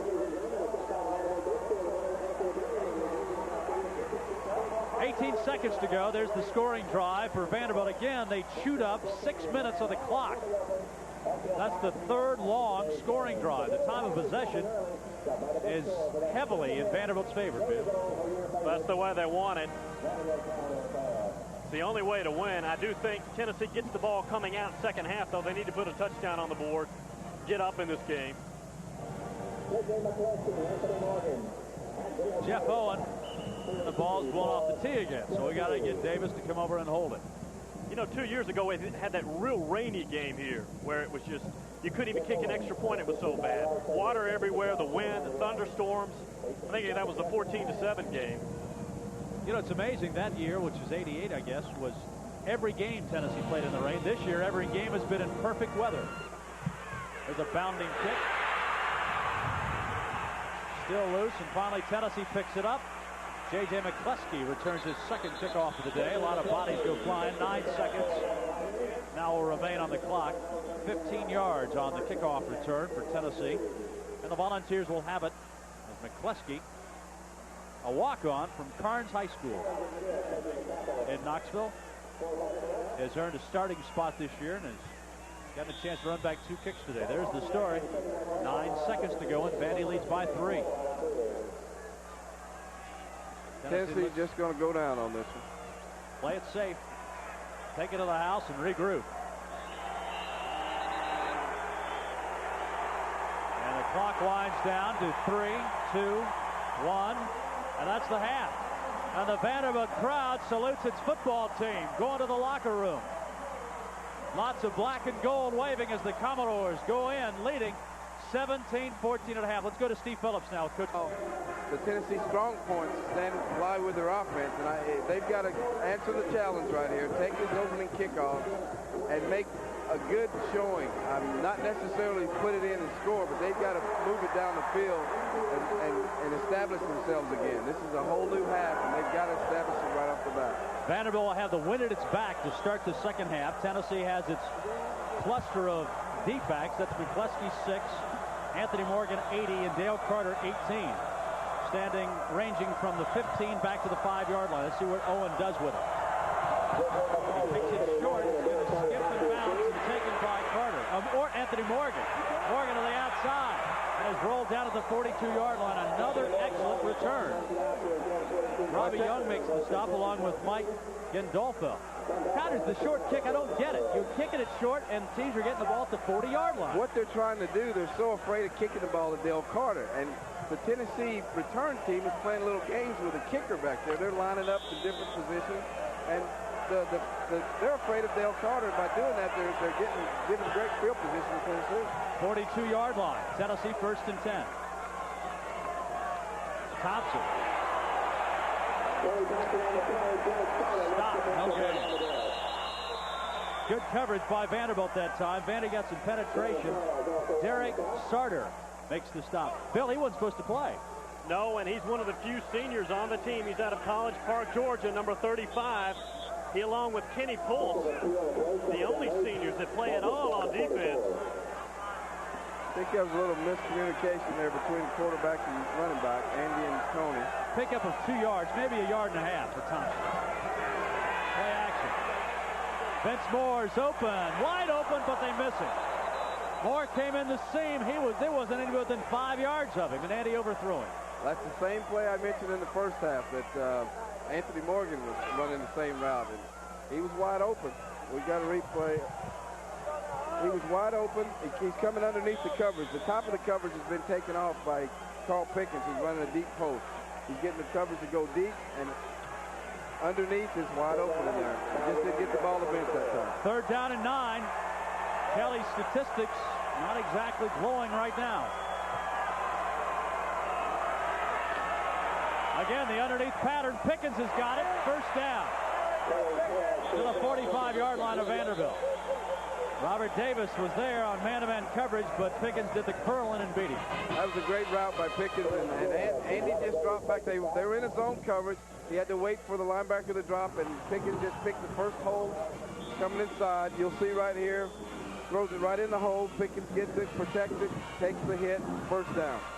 Pickens now for the day, has caught 2 passes, 35 yards. Pickens now with 52 on the year, 6 away from the school record. Or he would tie for the school record. Kelly, little dump pass, tied in. Adams keeps on his feet and gets down to the 38-yard line. Robbie Young makes the stop for Vanderbilt. Derek Sarter is there also, 35. This is a great little zone read by Mark Adams there. They were playing a little zone, widening out. His read is to stop.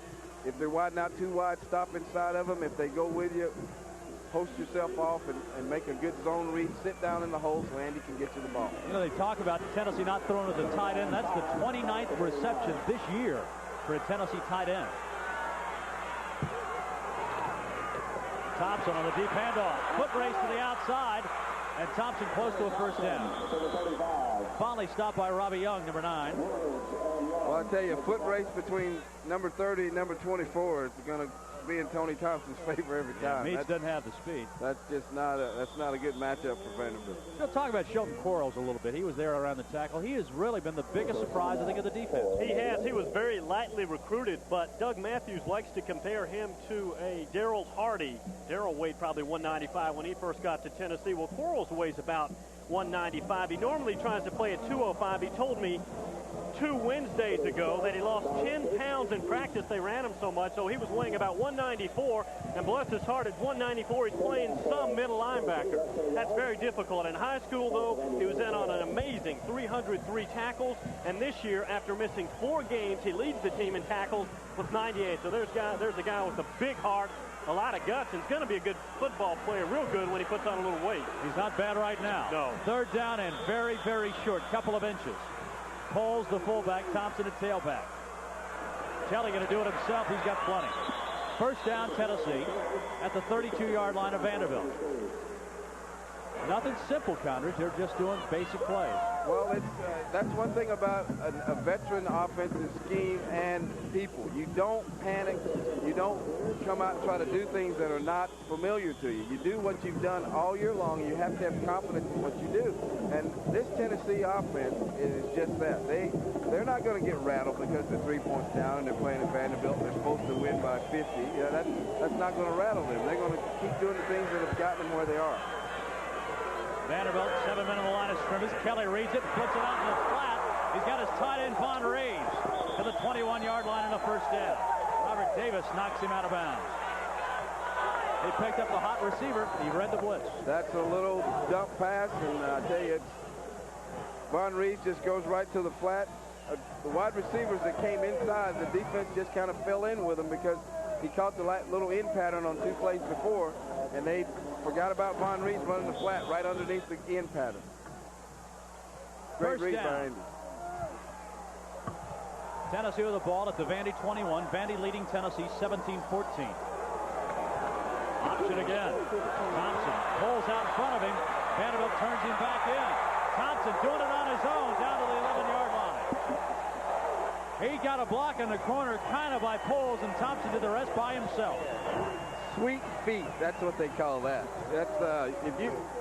This is amazing. I mean, he just does something with his feet there. You can't teach this kind of quickness. Little option. Andy's not going to get too close. He's going to pitch this one quick. But the rest of it is Tony Thompson. It's right here. Quick feet make you miss. Thank you very much. He reached for air. That was a good play by Tony Thompson. Well, they marked him, didn't give him the skid, so it's not a first down. Thompson, 153 yards.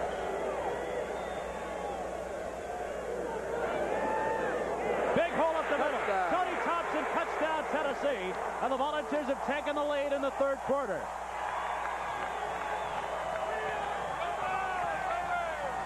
Well, Tennessee has answered the challenge. We talked about it at the opening kickoff. They had to come out, take the ball down the field, and make something positive happen. And now they're in a little different situation.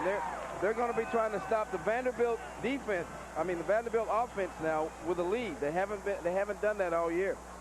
Second touchdown of the day for Tony Thompson. Excuse me. Right up the middle behind the blocking of John Fisher and Tom Myslinski.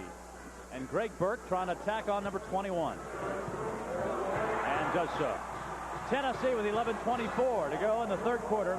Leads the Vanderbilt Commodores now 21-17 as the officials are showered with sugar cubes down in the end zone. If you take a look at the Vanderbilt defense going off the field, this is the first time they haven't gone off all exuberant and full of funk. I think that took a little bit out of them. There was a gaping hole right there, Bob. Bob, I think you and Newton's system and everybody can run through that one. What do you think? I don't know. Baird threw a heck of a block at the point of attack. John Fisher was also there as well. You know, the thing about it... You had to get that in, did you, Holloway?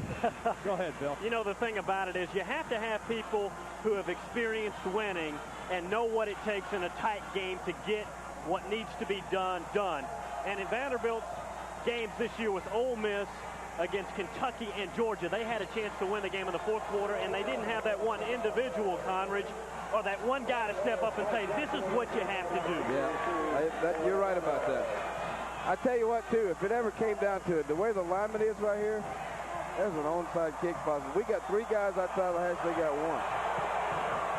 Chapman kicks it long. Not that it'll happen, but it's set up to happen. Return by Johnson, and he is splattered at the 23-yard line. That's big Chris Mims. And Tennessee will now try and stop Vanderbilt. The Tennessee crowd has not had a lot to cheer about, and they're on their feet now. The crowd has entered this game here, Bob. I think they're going to get the Tennessee defense a little pumped up. If they can stop them right here, this could be the beginning of something. Vandy back to the wishbone.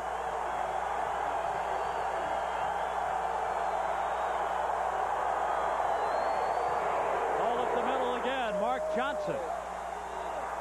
Dwayne Dotson, Ernest Fields, the linebackers, team up for the stop. Again, Tennessee, 9 plays, opening kickoff, 58 yards.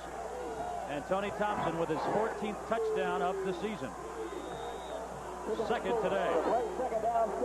Ball at the 24. Pickup of about 5. There's Watson Brown trying to get his offense to continue the momentum. Second down 6 or so. Bang, right at the point of attack. Chuck Smith, Casey Rogers right there.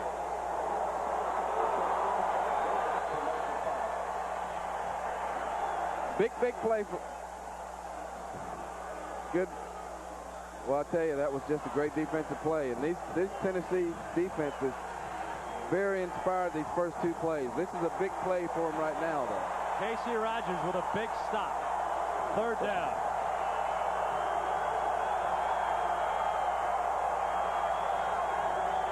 Shovel pass. It's open again. Second time they've run it. Second time Harris has gotten big yardage. Boy, what a call. Great call. Vanderbilt has answered the challenge. That was a big... Tennessee thought they had Marcus contained here on the pass, but the middle is wide open, and that just gives Corey another chance to motor in the open field, and Jeremy Lincoln able to hang on, but it's first down. Commodores at their own 36-yard line now. There's Harris split out in the slot. Nothing there up the middle. Tom Fuller, Casey Rogers right there, Dwayne Dotson. Check that, Fuller. Yep, Fuller was, he's in the game, but he wasn't on that play. Wilson now. 4 for 4 passing, 32 yards through the air. Two of them those little shovel passes. Quarterbacks still count those? They all count. Sure do. Count them every time. Maybe a loss of a half yard for Thomas in the last play. Second down long, Commodores. Thomas got room this time. Tom Fuller has a hold of him and drags him down, along with Chuck Smith at the 41-yard line. Been about 5 yards short of a first down. Thomas also putting up some big numbers today. Well, he's the money man. 171 yards earlier this season against Kentucky, 112 against Georgia. So he knows what it's like to get that tough yardage. Clock continues to roll. It's at 8:45 in the third period. Tennessee 21, Vanderbilt 17, but the Commodores in the drive. Wilson, screen pass. Nobody's there. Thomas, first down into Tennessee territory. The linebacker got lost somewhere. Dwayne Dotson finally widens out to make the stop.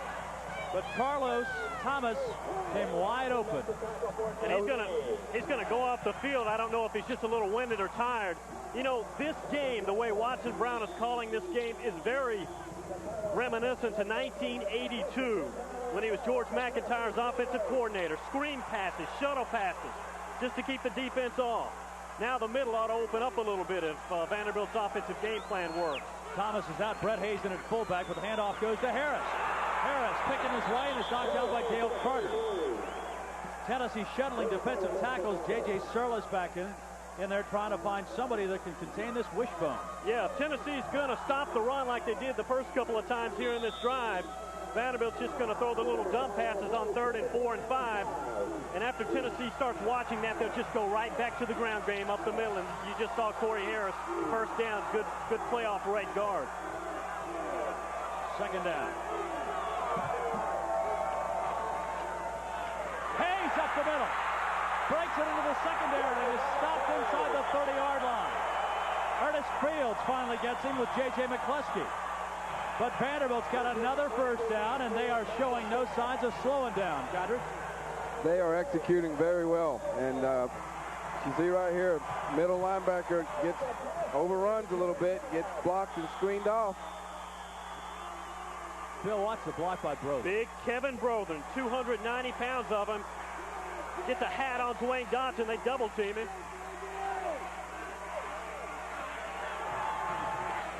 Backside handoff. Submarining is Tom Fuller to make the stop on Mark Johnson.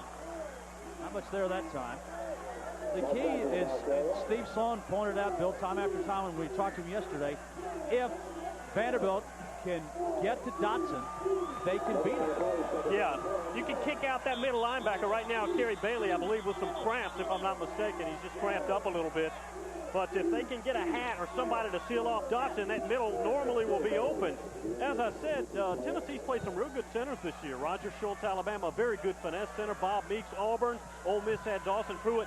None of them are as physical as Kevin Brothers. This is one guy that scouts will tell you will make a living on Sunday someday. He patterns his whole body and everything after Steinkuhler and Remington and guys like that from Nebraska. He loved his kids. He's a good player. What, he can bench press a Volkswagen, too, yeah, about 500 pounds or something like that? He's a tremendous player. What, have you seen his car, the Beast? Yeah. Now, tell us about the Beast. I don't know that much about it. I've seen it a couple of times, but it's a crazy car. He cares nothing about it. You know, the guy reminds me a little bit his attitude of a Hacksaw Reynolds. Yeah. You know, he doesn't saw us in half, though. He's got an old beat-up Chevy, about a 72 Chevy. Everybody drives it. They run it into poles and everything else. Wilson on the option to the 20. Dwayne Dotson slides out to make the stop.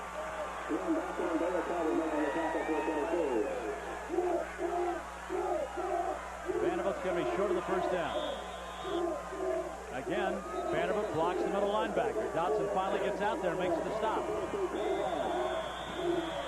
I'll tell you what, Bill, I think Dotson's going to have a few bruises on him when this game's over. Well, he's going to sleep well tonight. You can count on it. They're forcing him to make tackles. They're trailing the Vanderbilt bench now to get back. Watson Brown having a conversation. Apparently upset about something. Perhaps where the ball was marked. Watson will tell you that the wishbone offense takes maximum effort from 11 offensive players throughout the whole game, and it works to perfection. The same can be said for your defense, though. When you're defensing the wishbone, you can't be off or miss an assignment in one play like on 3rd and 4, 3rd and 5, or you get burned every time. Tennessee leads 21-17, but Vanderbilt driving deep in Tennessee territory. 3rd down.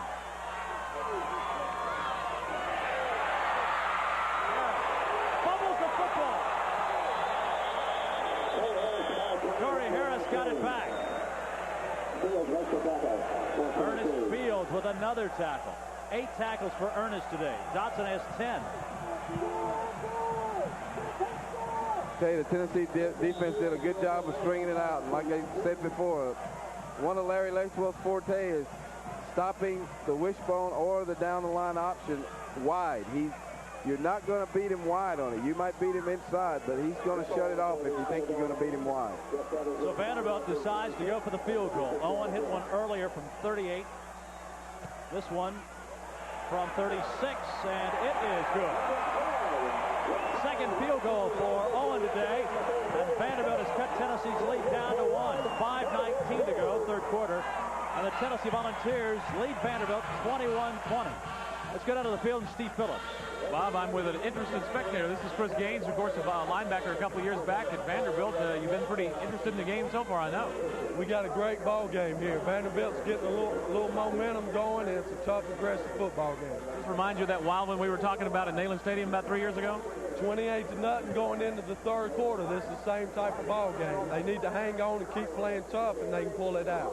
Very quickly, you were the Toronto Argonauts in the CFL. I know you had a knee injury. How is the leg? The knee's doing good. It should be great in a couple of months, and everything will be fine. Should we see you in the NFL anytime soon? Possibility. Not ruling it out. All right, Chris, great. Thanks a lot. I know you're enjoying the game. I'll let you get back to it. Bob, Condridge?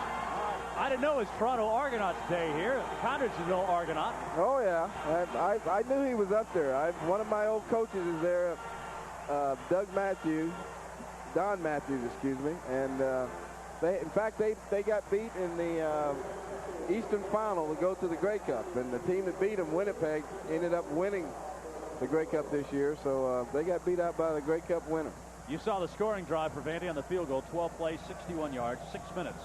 Boy, Vanderbilt has chewed up the clock now. They've had the ball 27 minutes already. There's a line drive. That will be fielded by Dale Carter. Straight up the middle. Gets to the outside. Stiff arm. And he's out of bounds at the 48-yard line. Carter was running to the Vanderbilt bench. He jumps right up. No flag that I have seen. Well, he got decked on the sideline by a bystander over there. I don't know if it was intentional. But when he went out of bounds, there was a little forearm by somebody. I don't know who it was, but it knocked him off his feet. You'll see it right here. Makes a good move, gets out of bounds. And when he gets out of bounds right about here, there's a little shoulder that knocks him out. You can see it very clearly in this angle. Watch this. Whack. Biggest hit of the day. Tony Thompson, lots of room to run. Out of bounds at the 34-yard line. That's twice. That's twice. I don't know. Officials might have to control this one after a while. The boys are excited. It would look like it was 61 for Vanderbilt, the guy who hit. Well, he gets hit out of bounds here, but they're playing with emotion. But this is definitely out of bounds. Yeah, that is a late hit. Well, the officials going to have to take control. They can't let this game get out of hand that way. That would be a shame if they do. And now they're trying to get the Tennessee bench back. It was Shelton Quarles who ran him out of bounds. Well, the emotions. What else is doing a Vanderbilt-Tennessee game? There you have it. I mean, I don't know how anybody in their right mind could make Vanderbilt 28-point underdog. It doesn't make a lot of sense. Right now, Tennessee leading Vanderbilt 21-20 with the Volunteers on the move. Pitch back to Thompson again. Good block by Amsler. Thompson outside to the 30-yard lines and out of bounds at the 28. Again, a host of black shirts over there force him out. And Tennessee is seeing that the game is getting on in to the minutes here. It's getting a little bit tiresome for that smaller defense, and it's just more physical bodies pushing the defenders out of the way.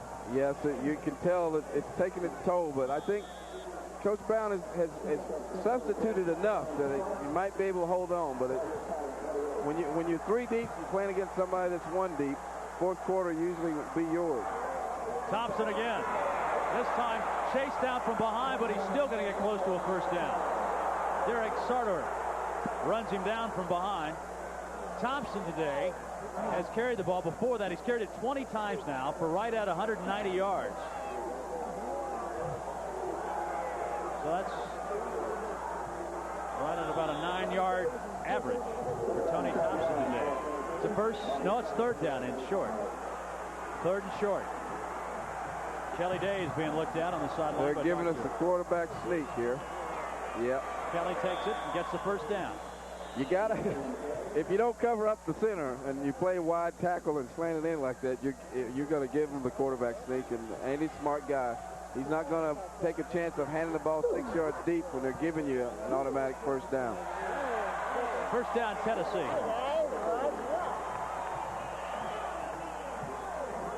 There you go. Nobody covering the center. And even though they're slanted in there, the two guards have got angles to just knock them out of there, and there's nobody to come over top. No linebacker standing there to hit the quarterback, so he can very easily gain half a yard. There'll be some offensive numbers put on the board. The teams have now rolled up 29 first downs between them. And Tennessee on the move. Tony Thompson gets outside again. Thompson knocked out of bounds at the 21-yard line. Shelton Quarles runs him down. Thompson gearing up for a 200-yard day, maybe. Aaron Smith gets up slow. Yeah, Aaron filling in admirably at free safety for Chris Donnelly, who was probably the SEC's top freshman last year, true freshman. Good block there by Amsler, and Tony just outruns everybody. Quarles here on the stop, along with Aaron Smith, but Quarles 29 tackles this year against Army. Thompson up the middle, gets a hole, and gets to the 12-yard line, running right behind Charles McCray, the big left tackle, and Lewis Woolridge brings him down. There is a Vanderbilt player down in the middle of the field. Looks like Shelton Quarles. That is Shelton. Now, he has had hamstring problems during the early part of the year. It doesn't look as of right now like a hamstring, though. Well, I tell you what has happened. The offensive line of Tennessee has started to take over a little bit. They are knocking people back at will. And I mean, even though Vanderbilt did substitute freely, when you take a look at the field right now, the Tennessee players are standing up discussing what they've got to do, and the Vanderbilt players are trying to catch their breath. It's starting to take their toll a little bit, and this is about the time of the game where emotion leaves. Maybe we can see what happened to Shelton. Couldn't really see, but didn't get a good look. Yeah, but he's just got the breath knocked out of him. Good to see Shelton getting up and running off the field. He's going to be a terrific player for Vanderbilt before he is done. He's only a freshman. Tony Thompson this year, 248 yards against Mississippi State, 120 yards against Temple, 106 yards against Ole Miss, and 103 yards against Florida. Today, he's pushing for another 200-yard game. And he's going to work again. Splat. Gerald Collins, number 40. And also Steve Meads, the strong safety, comes up. Bill Meads is really a key player for this team, who really has not been in full strength most of the year. Yes, Steve is a very physical, strong safety. Not the best speed. Probably runs about a 4.8, but weighs a little bit over 200. He has a collarbone injury, though, that's been a little bit gimpy with him, but he's getting it done. Thompson, 207 yards, cuts to the outside, gets to the corner, and scores for Tennessee. Thompson's third touchdown of the day. Greg Amsler threw the block at the corner, and the Volunteers now increase the lead to 7, 27-20. What a big day for Tony Thompson, 218 yards. You know, if you think about it, a lot of people ask me, and I'm sure they ask you, Bob, and also you, Conrad, who is the offensive player of the year in the SEC? And can you tell me a player who deserves it more than Tony Thompson? Not only does he deserve it, but it was fate that he even got a chance to play, because if Chuck Webb doesn't get hurt, Tony Thompson is regulated to a backup role, a spot player. And not only did he come in and take the challenge, but I think he surpassed the challenge, and he did what he's been waiting to do for a long time. It's just a little handoff to Tony, and then it's speed. He's got good. He sees the field very well, and he went right to the outside, and it's speed. He makes a cut right here, and it's over after this, folks. It's just all speed. Good block downfield. That was Pickens making a great block down there. The receivers for Tennessee are really doing a great job today. Good story about Tony Thompson. He's from Fort Wales, Florida. So he thought, well, Tennessee's in the South, so it can't be that cold at Tennessee. So he shows up at Tennessee his freshman year with tank tops and shorts and things like that. Doesn't have a winter coat, so it rolls around in November. All he's got are little, Florida garb. So he goes to Sterling Hinton and says, I need a coat. And Sterling, of course, from New Jersey, has a whole closet full of them. So he rotated coats all winter long that Sterling Hinton has. And then finally, Tony, the second year, came prepared. But he said he still wears some of Sterling's clothes every once in a while. Well, that's what roommates are for. Exactly. 28-20. Tennessee now leads Vanderbilt. But this game is a long way from being over. You got that one.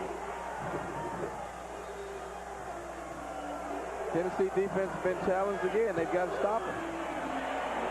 The kick will be run back by Corey Harris.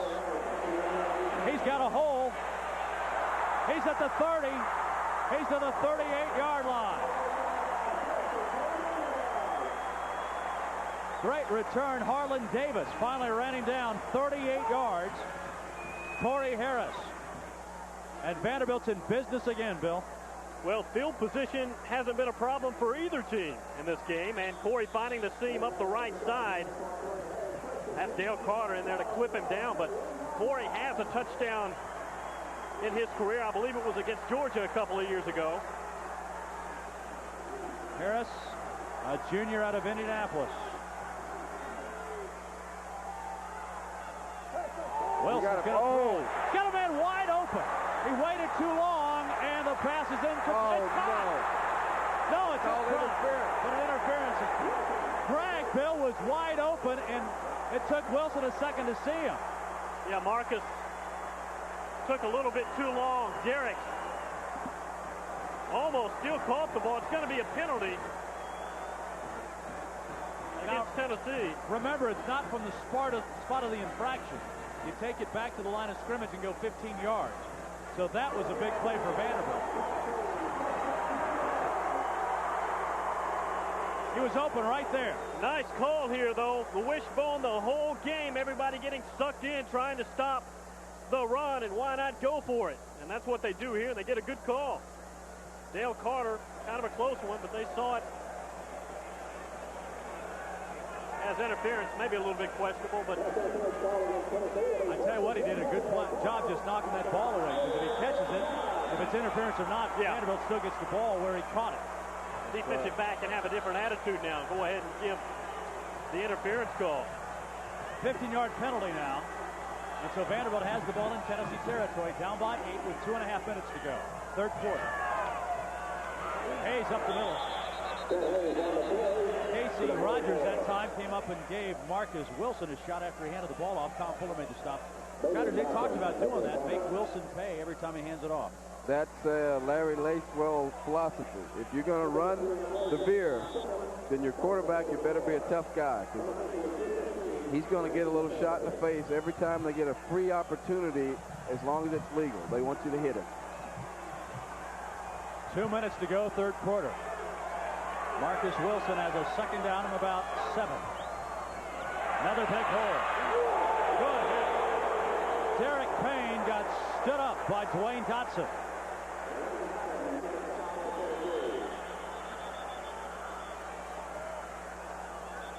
Bill, this will jar your teeth a little bit. Oh, Darryl Hardy looks like he's shaken up, but what a hit there by Dwayne. Derek Payne comes through at 5'7", around 165 pounds, and that's a mismatch. And I imagine when he goes back to the bench, the running back coach, Rick Christabel, is going to say, Derek, you got to get that head down, son. Don't run straight up. That's against all the rules. That's not very healthy. Shouldn't do that. Hardy, who has been a terrific leader for Tennessee off and on the field this year.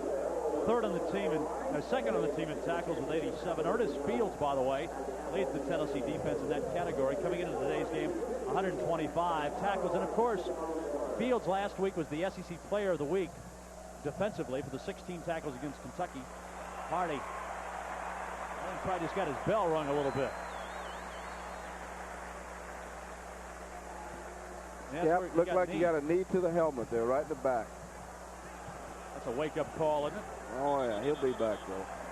Boy, Dotson is just a terrific football player. Just, you look at it. What a terrific specimen. Third down, big play for Vanderbilt. Possession play right here. Pitch back, Payne, gonna try Dotson again. Doesn't work that time either. Well, the problem is Derek's just not physical enough to take Dwayne Dotson on in the open field. If that is somebody like Corey Harris or Anthony Carter, they could probably ride Dwayne forward a little bit, but that is close to 70, 80 pounds difference there, and Derek's just not strong enough. Well, they're going for it, folks. Vandy can't give the ball back to Tennessee the way the Volunteers are moving it. So the Commodores, fourth down, 2.5 yards to go. Clock at 1:29, third period. I agree wholeheartedly with this call, by the way. I think it's a great, great idea. I don't think he's got a choice. No choice.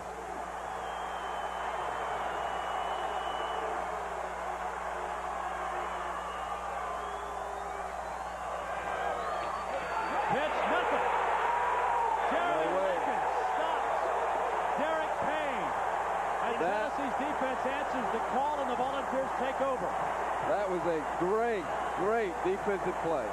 And I'm sure it was a call off the short side of the field, because we had the Tennessee defense had Jeremy Lincoln coming up to take on the pitch guy.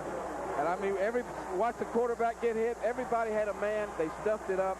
And that was just great team defense right there, folks. You know, I know they want to rest the running back to keep him healthy for the fourth quarter, but Derek Payne is not physical enough. He's coming off severe knee surgery to take people on in the open field like that. You give that ball to Corey Harris, and he's got a chance. I don't understand that.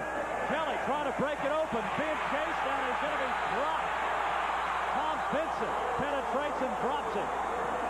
That's his first sack. Well, after 3 days on defense, Big Tom at 6'6", 280 says, I think I want to stay here a while. Let's face it, Vanderbilt's defense, Founders, you've got to stop them right here. Well, I think what happened here was that Tennessee thought with the turnover, the big play, it was time to go for the big one, and just had a little breakdown up front, and didn't get a chance to get the ball off. Loss of 4. This time they hand it off to the bread and butter. Thompson still short of the original line of scrimmage. Stopped by Rod Keith. Well, Keith's been around the ball a lot today, too. From Hueytown, Alabama. 6'3", 232, a junior linebacker. Defensive end. Third down, 11. This big play right here. Let's see if Vanderbilt blitzes. You blitz here, Founders? I really don't think they will. If they do, they could be burned very badly. There's Thompson. What a great day he's had. 25 carries, 212 yards. Third down, 12. Got to get to midfield. And they run the draw. And well, Thompson pops out, cuts it back, and is going to be buried. Line of scrimmage. There are 6 black shirts around him. Robert Davis and Steve Meads leaving the charge. At Tennessee, as the third quarter comes to a close, will have to kick the ball to start the fourth period, and Vanderbilt still very much in this football game. We're at the end of 3 quarters now from Vanderbilt Stadium. Tennessee leads by 8. Tennessee 16 first downs in the game. Vanderbilt 15. Total yards. Tennessee is now past the Commodores, 283 to 281. Rushing yards, though, Vanderbilt 238, which is above their average, and Tennessee with 216. Bill, again, Vanderbilt key possession. And the defense did what it had to do, but Vandy's got to move the ball. Did exactly what they had to do. Now that they went for it on fourth down, didn't make it, but held on defense. It's still even. No big deal. Great kick by Chapman. High driving spiral. Payne back to his own 10. Another big hit. Lee Wood, number 17, somersaults Payne down. And Derek pops right back up. Big hit by Lee. I think that's a great decision now with the kick. It was so good. I don't think Joey would have kicked that ball that far into the wind. 50-yard kick. 11 yards on the return. Vanderbilt takes over at the 22-yard line. Vanderbilt has started deep in their own territory all day long and have been able to move the football. Commodores back to the starting tailback. And Harris picks his way, and Ernest Fields stuffs him. A couple of yards on the play, and Harris is turned back. Clock, now we'll keep an eye on it for you. Just started the fourth quarter. 14:35. Vanderbilt a touchdown and a 2-point conversion away from tying this football game. Time of possession. Tennessee has seen Vanderbilt have the ball 30 minutes now. Over half the game, Vanderbilt's had the ball, and we've still got the whole fourth period to play. Fans open. Sevilla, first catch of the day, rolls out at the 35-yard line. First down, Roderick Lewis. Bill, why don't they throw to Civilian more? Well, he has 27 catches this year, but I think in defense of the game plan for this game, they want to keep the ball on the ground as much as possible, not get into a situation where Tennessee can lay back their ears and just come at Marcus. But Clarence Civilian is an all-conference type receiver out of Flint, Michigan. If you want to harken back to some Tennessee receivers, you might want to remember Mike Miller. He was from Flint also. There's a shovel pass. Harrison's got lots of room. Fumble! Tennessee's got it. Darryl Hardy picks it up. That's a big play. Ernest Fields might have knocked it free. That is a huge play. We were talking no turnovers to this point in the game. Tennessee leads the SEC in turnover ratio. Now, wait a minute. Let's see if they're going to say the ball was down. Well, where they've marked the ball, it's got to be Tennessee ball. It is first down. But that's the biggest play in the game. Without a doubt. It's a shovel pass they've run all day, and I think you'll see this ball get punched out from the back. Nope, right on the side there. You hit him right on the ball. It's not that he was holding the ball loosely, he just got knocked out. It might have been J.J. McCluskey who got a helmet on it. Fields is right there. Yeah, it's J.J. Yeah, it is. J.J. McCluskey pops it free.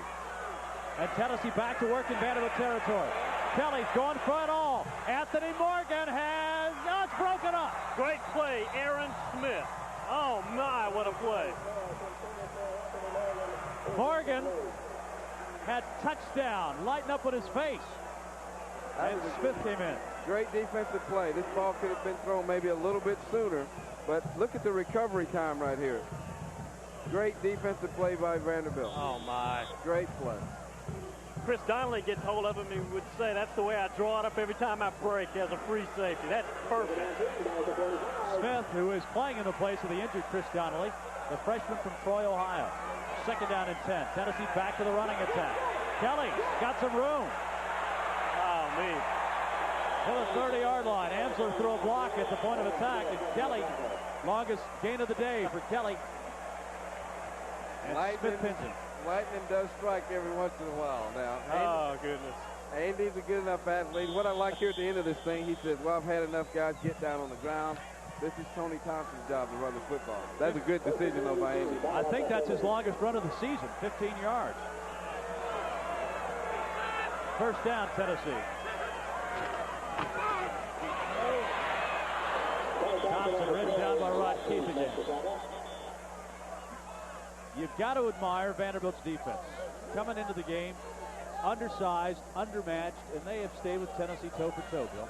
But, you know, if you're a Vanderbilt fan, you have to be scratching your head and saying, where was this Vanderbilt team last week against a team, Wake Forest, not near as good as Tennessee? You just have to wonder. I think they've got a lot more ability than people think. It's just really been a losing atmosphere and attitude that they've had. Kelly, back to Thompson. Anton Davis walls it off, and Thompson gets the first down. But we'll check the marker.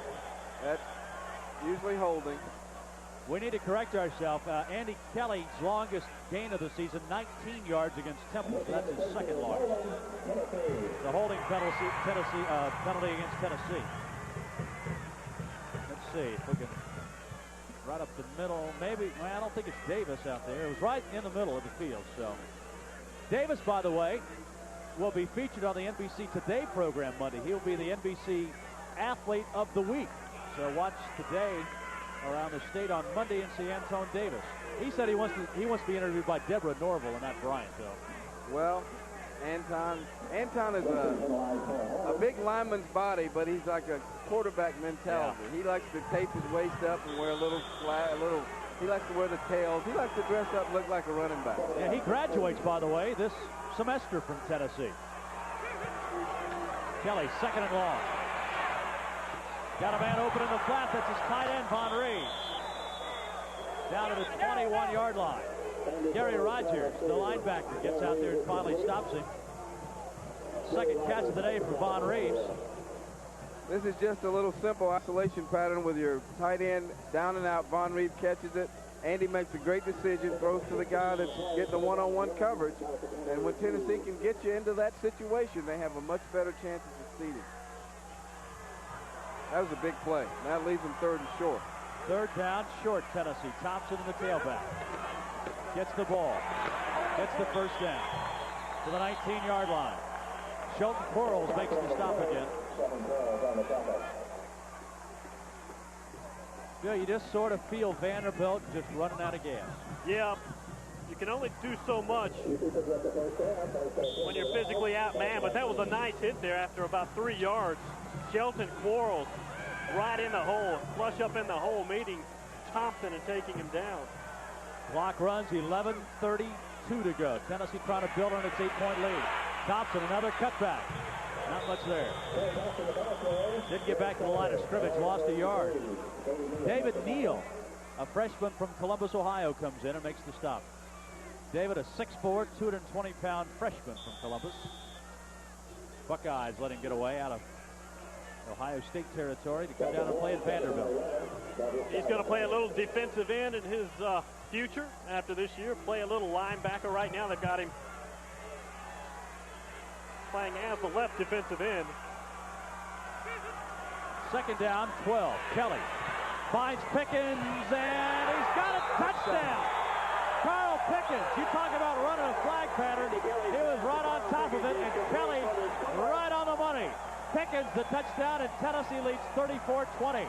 I'll tell you what, that was not only a great catch by Pickens, but Andy Kelly put some steam on this ball, folks. This ball was thrown into a double zone. They had a corner underneath him, safety on top, and if this ball is not thrown exactly where it is, it's picked off. And it was just a perfectly executed play. You know, Robbie Young was right there with him, too. Good defense. Robbie Young right there with him, but Pickens able to use that body a little bit longer than Robbie to just stretch it out and catch it. He's got that height and the long arm reach. And if you get on his back, the quarterback places it properly, it's no contest. Greg Burke boots the extra point, and now Tennessee has a, you would think, relatively safe 35-20 lead, but still 10 minutes and 49 seconds to go. What a terrific pass and catch by Carl Pickens and Andy Kelly. Here we go. Good play action pass. See, this ball is thrown perfect, right on the money. Their number 9 was underneath. They were on top. They double zoned him. It's just a perfect throw. Tight spiral. Good catch. Tennessee touchdown. Aaron Smith came over just late. Pickens. Yeah, that was Aaron instead of Robbie. Thought it was Robbie Young, but that's the backup free safety. Actually, he's not a backup, though. He's been playing most of the year. Donnelly's been out most of the year, so Aaron's a starter. There's the scoring drive. 7 plays, 45 yards. And now Vanderbilt's offense is really behind the 8 ball.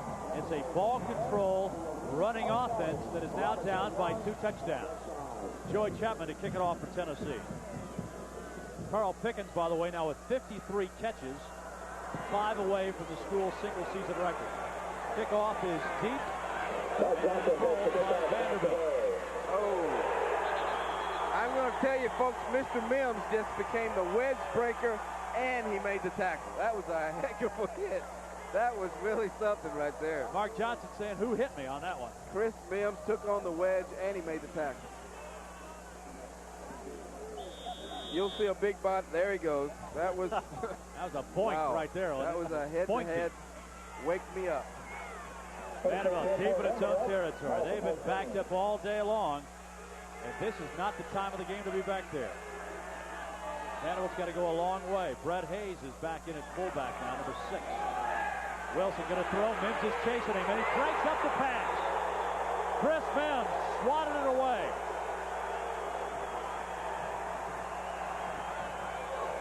6'6", Chris Mims from L.A. Big play, big play. Manny had set it up pretty well. It was very well set up. This could have been a big play for Vanderbilt, but Chris made the play and line up second down now. And this is the situation Vanderbilt didn't want to be in. They want to be able to rush the ball throughout the game and control the tempo. Now the tempo is out of their hands. They've got to be able to throw the ball. Tennessee can lay back their ears and come in Marcus Wilson.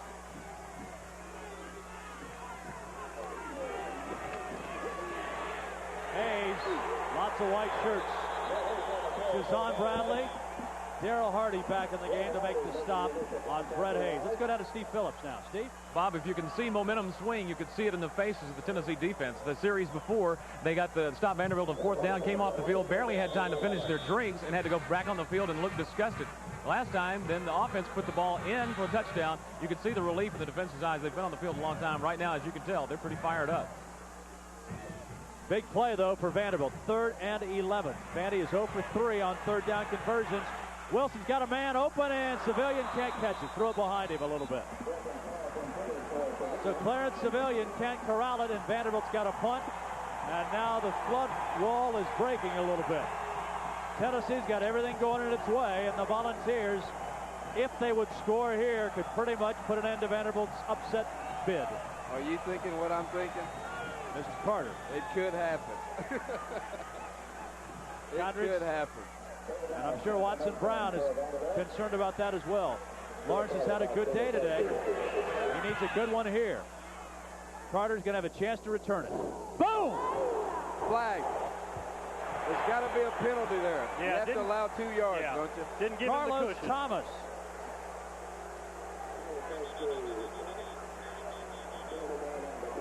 Tell you one thing, though, folks, you can't question Dale Carter's courage. that was a courageous little effort there, but I think you have to give him 2 yards to catch the ball. And you've got to give him a chance to catch the ball. Andy Kelly's really showing his veteran leadership now. He's getting his team in the huddle, ready to go right away. Oh, yeah. There was no chance for Dale to catch the ball right there. Royce Risser is the guy who made the hit, not Thomas. Royce Risser, number 45. That's a big-time splatter right there. Big-time splatter, but you got to do it legally, though. You got to do it. But Andy is already in the huddle getting his team prepared, where most young teams would stand around and look at the penalty and see what the referees are doing. But Tennessee's ready to get on the ball and get going. Big penalty now. That's a huge penalty. Vanderbilt's defense in deep, deep water. The Alligators are swarming them now. 9:51 to go. Tennessee leading Vanderbilt. Watson Brown, 35-20. There are the penalties.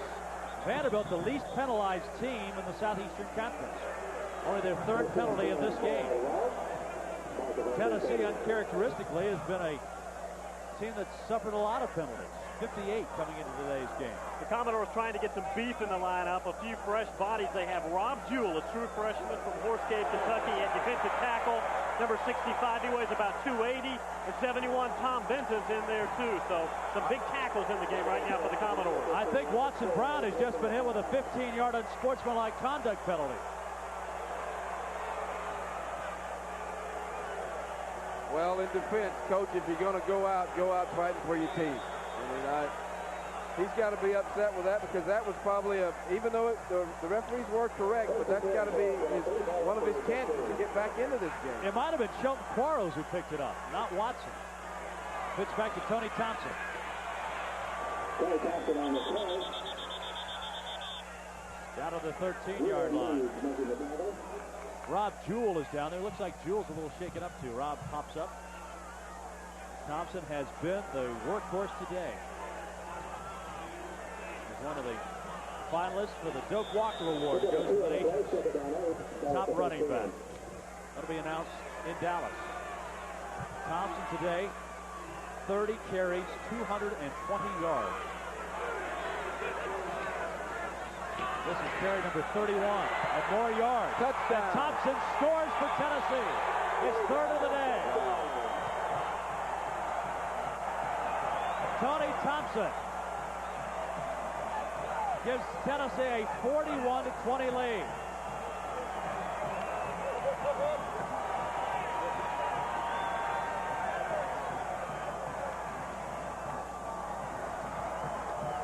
Well, you knew the dam was going to break. You just didn't know when, and it's happened.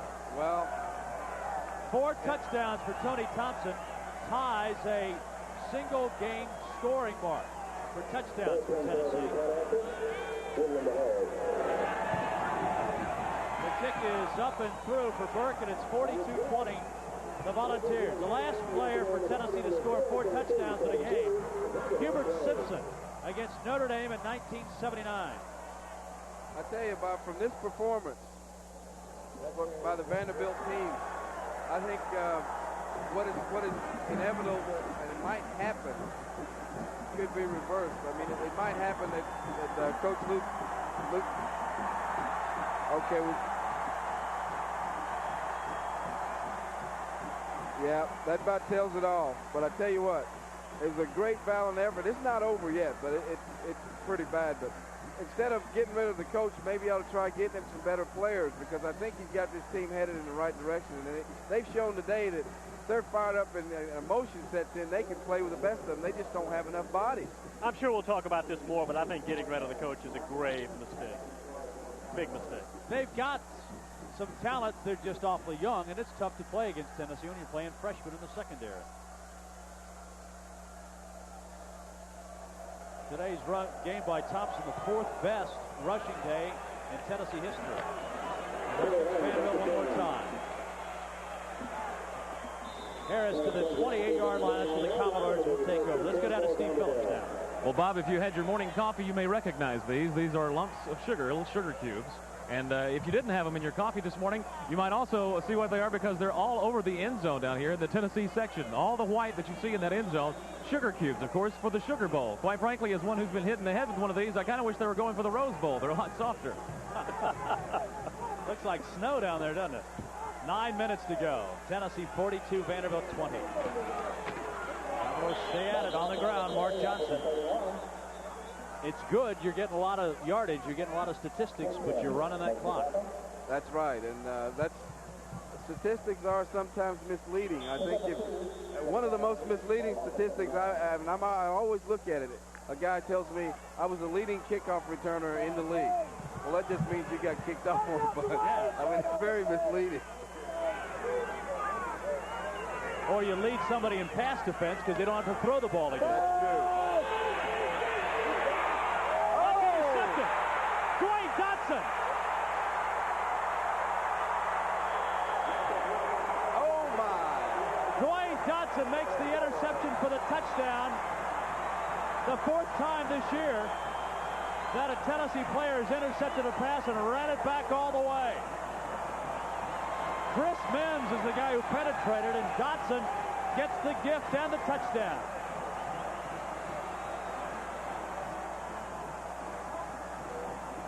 Well, Hendersonville's about 20 minutes from here, guys, and that whole city has to be buzzing right now. Well, I tell you, this couldn't have happened to a better guy. Dwayne has been under a lot of scrutiny this year, and he had to step in for an injured Sean Walker, playing against the playing against the Beer offense, Wishbone. Boy, he's just had a great day. He's had a great day so far. And again, this is what Vanderbilt doesn't want. They don't want to have to throw it. Todd Kelly and Marcus Wilson's face. There's Kelly, not Mims, on the play, the force, and then Dwayne Dotson picks it off. He looks like a fullback right there.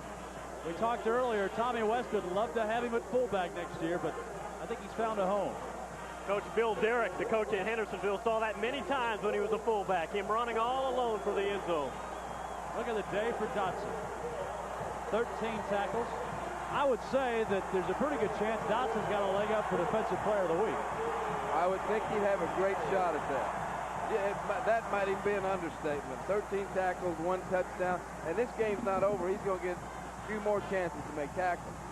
Simply because if the game does get out of hand and Coach Major starts substituting, I don't think Dotson's going to be one of the guys, because Sean Walker is the starter, so he'll get a lot of playing time. 8:21 to go. Tennessee 49, Vanderbilt 20.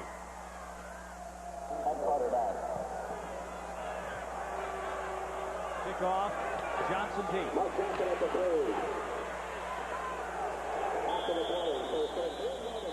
And he's spun down. And there's a flag, a late flag going down. Fellas, you got to remember, 11:21 to go in the 3rd period. Vanderbilt led this game 17-14. Sure did. And now we've played, what, 7 minutes? Another 18 minutes later, Tennessee has scored 49 points now. Sorting out the penalty.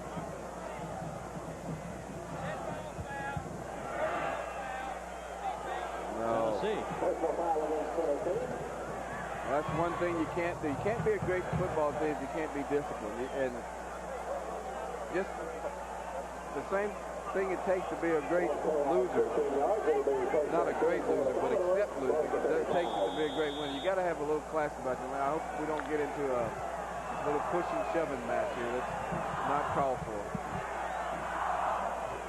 Vanderbilt has seen Tennessee penalized 6 times for 52 yards. Wilson connects to his running back, Derek Payne, who works his way out to the 45-yard line. Tennessee's getting some young people in there now. Ryan Patterson is in. J.J. Surlis is also in there for Tennessee. You got Harlan front. You know, Vanderbilt and Tennessee are somewhat similar on defense. Tennessee returns, I believe, well, now that Mark Moore's gone, 22 of their top 22 players. Yeah. Vanderbilt returns 21 of their top 22 on defense. Second and short, Commodores.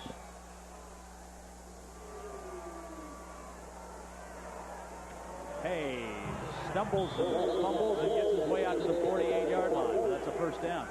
You know, Carlos Thomas has not returned or hasn't played much, and we're scanning the sidelines. I have not seen him. I see him right now, and he's just standing there on about the 35-yard line.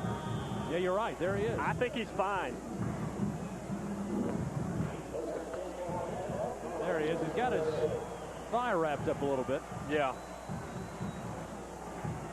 First and 10, Vanderbilt in Tennessee territory again. Clock down to 7 minutes, though. Anthony Carter can't hold on. Would have been a short gain anyway, about 2 or 3 yards, and he was popped by Darrell Hardy. The way Carlos has got that thigh wrap usually indicates a hamstring injury. Yep. Which wouldn't take much to keep you out, and it's cold and cool, and I'm sure Coach Brown will just put another body in. Especially for a guy that's built like that. He's about 5'9.5", 220, and he's got those big thighs. And when you're that muscular, Conridge, it's very easy to pull those muscles. They don't heal back quick. No. Thomas, 16 carries, 76 yards. Shovel pass this time. Anthony Carter to the Tennessee 40-yard line. Tennessee touchdowns since halftime. Tony Thompson, Kelly to Carl Pickens, Tony Thompson, and Dwayne Dotson on the interception. Anthony Carter, somewhat of an enigma, kind of like Al Baker in his first couple of years at Kentucky. Anthony Carter weighs about 210, is 6 feet tall, runs a sub 4.5 40, but for some reason hasn't been able to put it together on the field. And when he does, he's going to be a very good player. Measurement for the first down, and it's going to be short for Vanderbilt. Alabama and Auburn playing right now, of course. Tennessee will have an eye on that game. If Alabama wins, that means Tennessee will win the Southeastern Conference Championship by itself. And Alabama, we're told, leads 10-0. If Auburn wins, apparently Tennessee and Auburn would tie for the championship.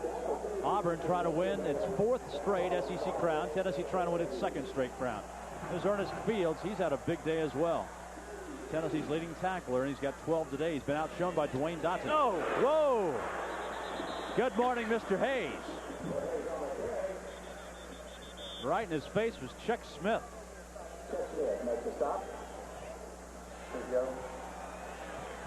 This is a little different scheme on how to stop it. They take turns on who's going to take the first guy, and this time it was the defensive end's responsibility to take the dive.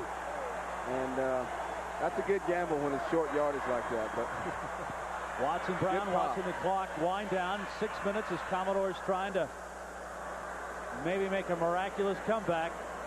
Wilson wants to throw it, dumps it out, incomplete.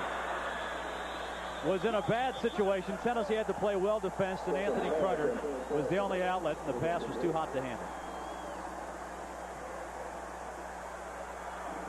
Tennessee fans starting to celebrate with a wave, and I'm sure many of the volunteer fans here have already made their Sugar Bowl reservations.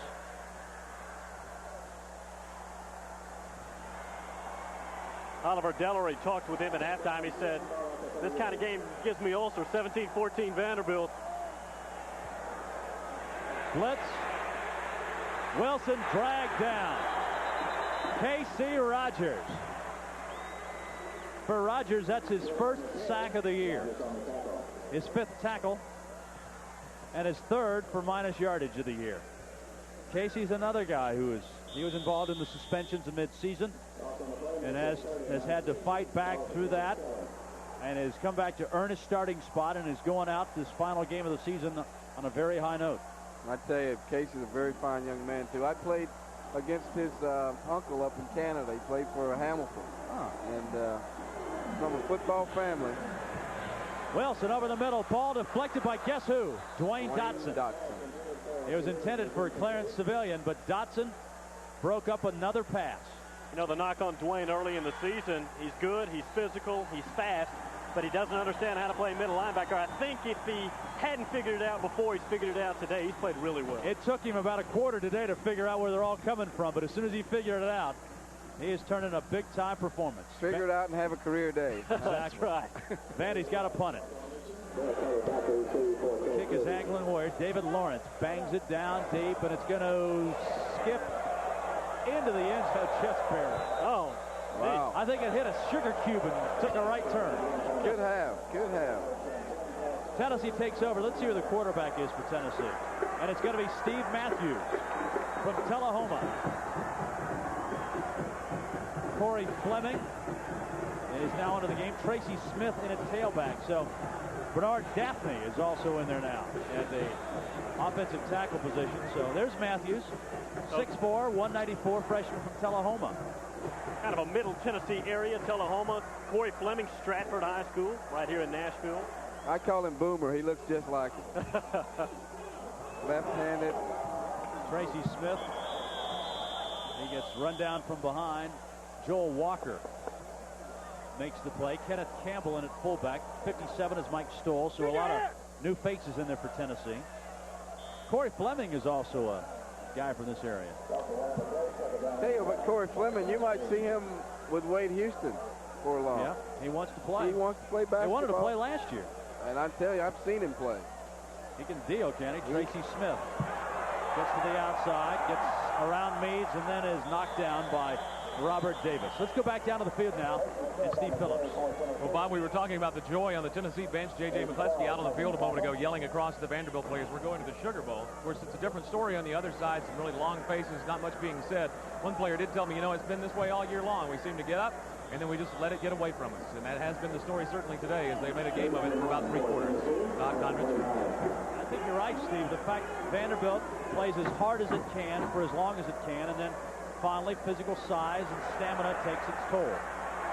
And depth. Tracy Smith fumbled, but he was down. Rolled down by Aaron Smith. Clock now a factor. Tennessee leads 49-20. 3:53 to go. Tennessee would love just to wind this clock down and head back to Knoxville with an SEC championship tucked in the storage compartment on the bus. There you go. And hopefully we can get some help from some of my boys down there in Alabama. Some of your boys. I would love that.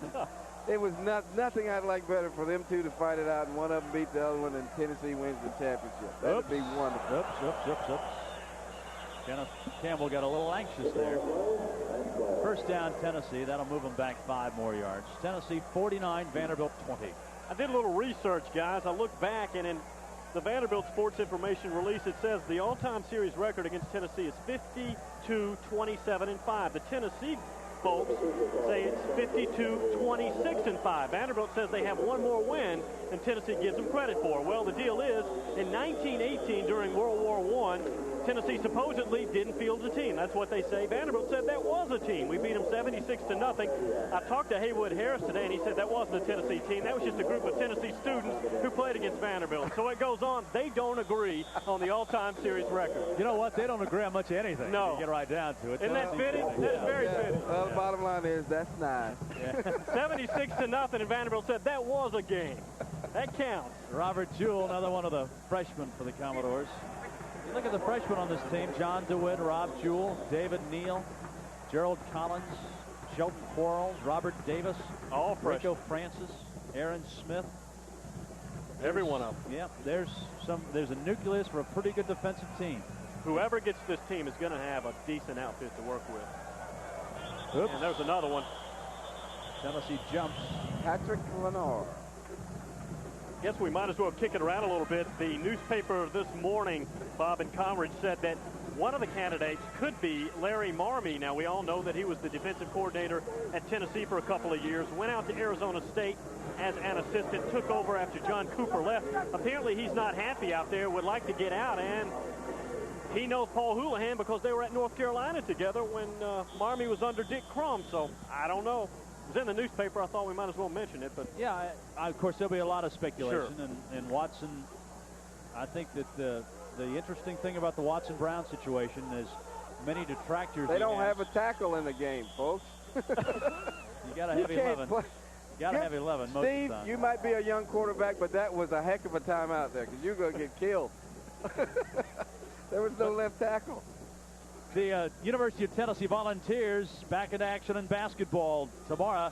Host the Moccasins from UT Chattanooga. You can see it on Tennessee Basketball Live at 3 o'clock Eastern, 2 o'clock Central on the UTV network. Join Randy Smith and former Vol A.W. Davis for Tennessee against UTC tomorrow on the UT network. Tennessee's basketball team had, of course, the tough loss to Memphis State, bounced back and beat Kent on Thursday night.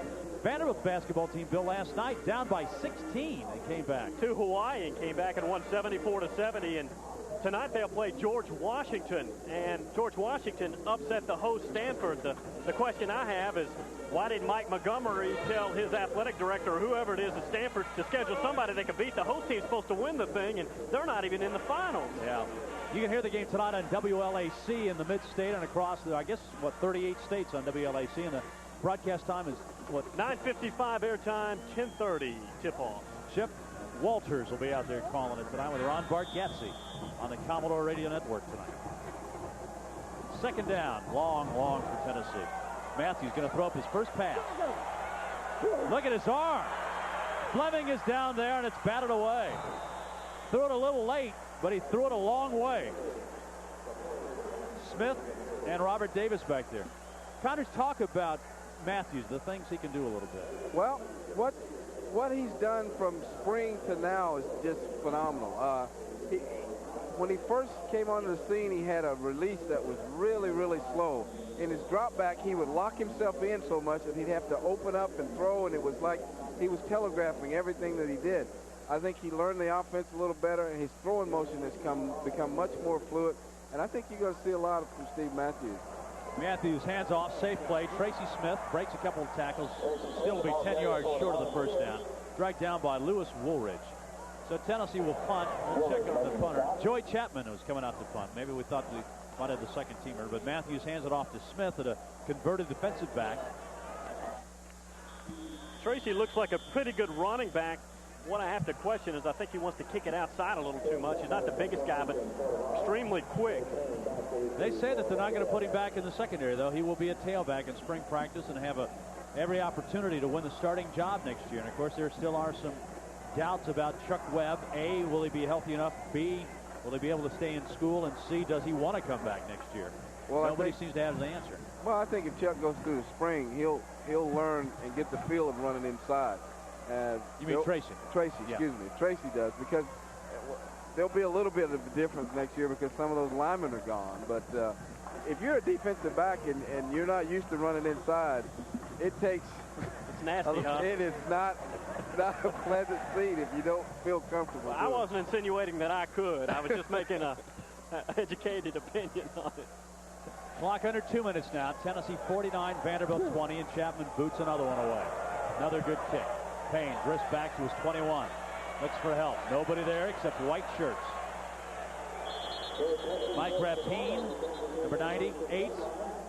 Martin is 52. Lee Wood down there along with, guess who else? J.J. McCluskey. 48 yards. 1 minute, 34 seconds left to go in Vanderbilt's season and perhaps the coaching career here in Nashville for Watson Brown. Tennessee has another video on UTV Home Videos. Back on Bourbon Street. Highlights of the 1990 season. To order it, call 1-800-729-7043 or write UTV Home Video, P.O. Box 111125, Knoxville. Pass outside, dropped by Derek Payne. 1:29 to go. Bill, let's face it, when you're Vanderbilt, their starting quarterback or their passing quarterback, Mike Healy, is out Wilson is just not an accomplished passer, and it's hard to come back. Marcus has a pretty good arm, but the thing about it, Conrad, and you can comment on this better than I can, but it takes him a little while to wind that thing up. His release is a little slow. He's got a wind up. You can see that on one of the earlier passes. If he gets that ball off early, he had got wide open. But I think that comes with not being confident in what you see, and therefore you don't want to make a mistake, and you can't play scared at quarterback. You got to let it rip. There's that inside little shovel pass to Anthony Carter, breaks a couple tackles, gets out to the 38-yard line. David Bennett, 26, another new name in there. Lance Nelson is number 90, the linebacker, and Ryan Patterson make the stop for Tennessee. Bob, you ever wonder who those odds makers talk to before games? I don't know. Last week, Tennessee was 27 over Kentucky, and today, what did it finally get up to, 29, Bill? I think it was about 28, and they're right on here. Yeah. Wilson zings it over the middle. Civilian with a nice catch. Preston Warren, the senior from Knoxville Catholic, knocks him down, but Clarence Civilian makes the catch. He's got a sister, by the way, that plays on the Stanford women's basketball team. So she was in Knoxville last Sunday. Civilian, tough catch. Has to reach back a little bit. Whoops. A pretty good throw, though. Didn't have to reach back as far as I thought, just on that left shoulder. Very, very good receiver. Money man in that offense. Can't get this one off. Ryan Patterson makes the sack for Tennessee. Patterson. And number 55. Blocked extra point against Ole Miss. Right. It's the first time I've heard his name much this year. They dumped Coach Majors. They dumped the water jug on him. Well, in my opinion, I don't think he'll mind that. Wilson. Oh! Intercepted, dropped. Eric Riffer. Eric Riffer. Had it. My accounting buddy. I can't believe you dropped that one, Eric.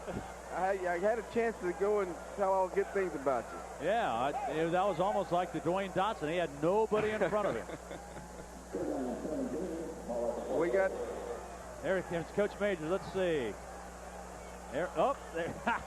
That was a full frontal attack right there. They didn't sneak up on him. They just doused him. In my opinion, that was okay. Yeah. 21 seconds to go in the game.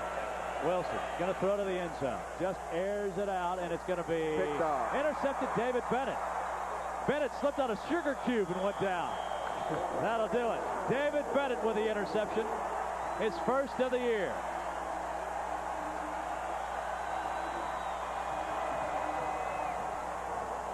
Watson Brown, that sums it up. You have to feel for that man right there. We just looked at Watson Brown, a guy who was brought back to Vanderbilt to be the long-lost hope, to win here consistently, finishes up at 10-45. He's a class act. You know, he's getting a little teary-eyed. Tennessee will just kneel down on it, end the regular season. 8-2-2. There it is. Roderick Lewis says it all. Now Lloyd Kerr's in there at quarterback. Kerr will just hand it off, and the game will come to an end. Tennessee's Volunteers have won the Southeastern Conference Championship. Tennessee has knocked off Vanderbilt 49-20. And the celebration for the Volunteers has begun, and a nightmarish season for the Vanderbilt Commodores is finally over.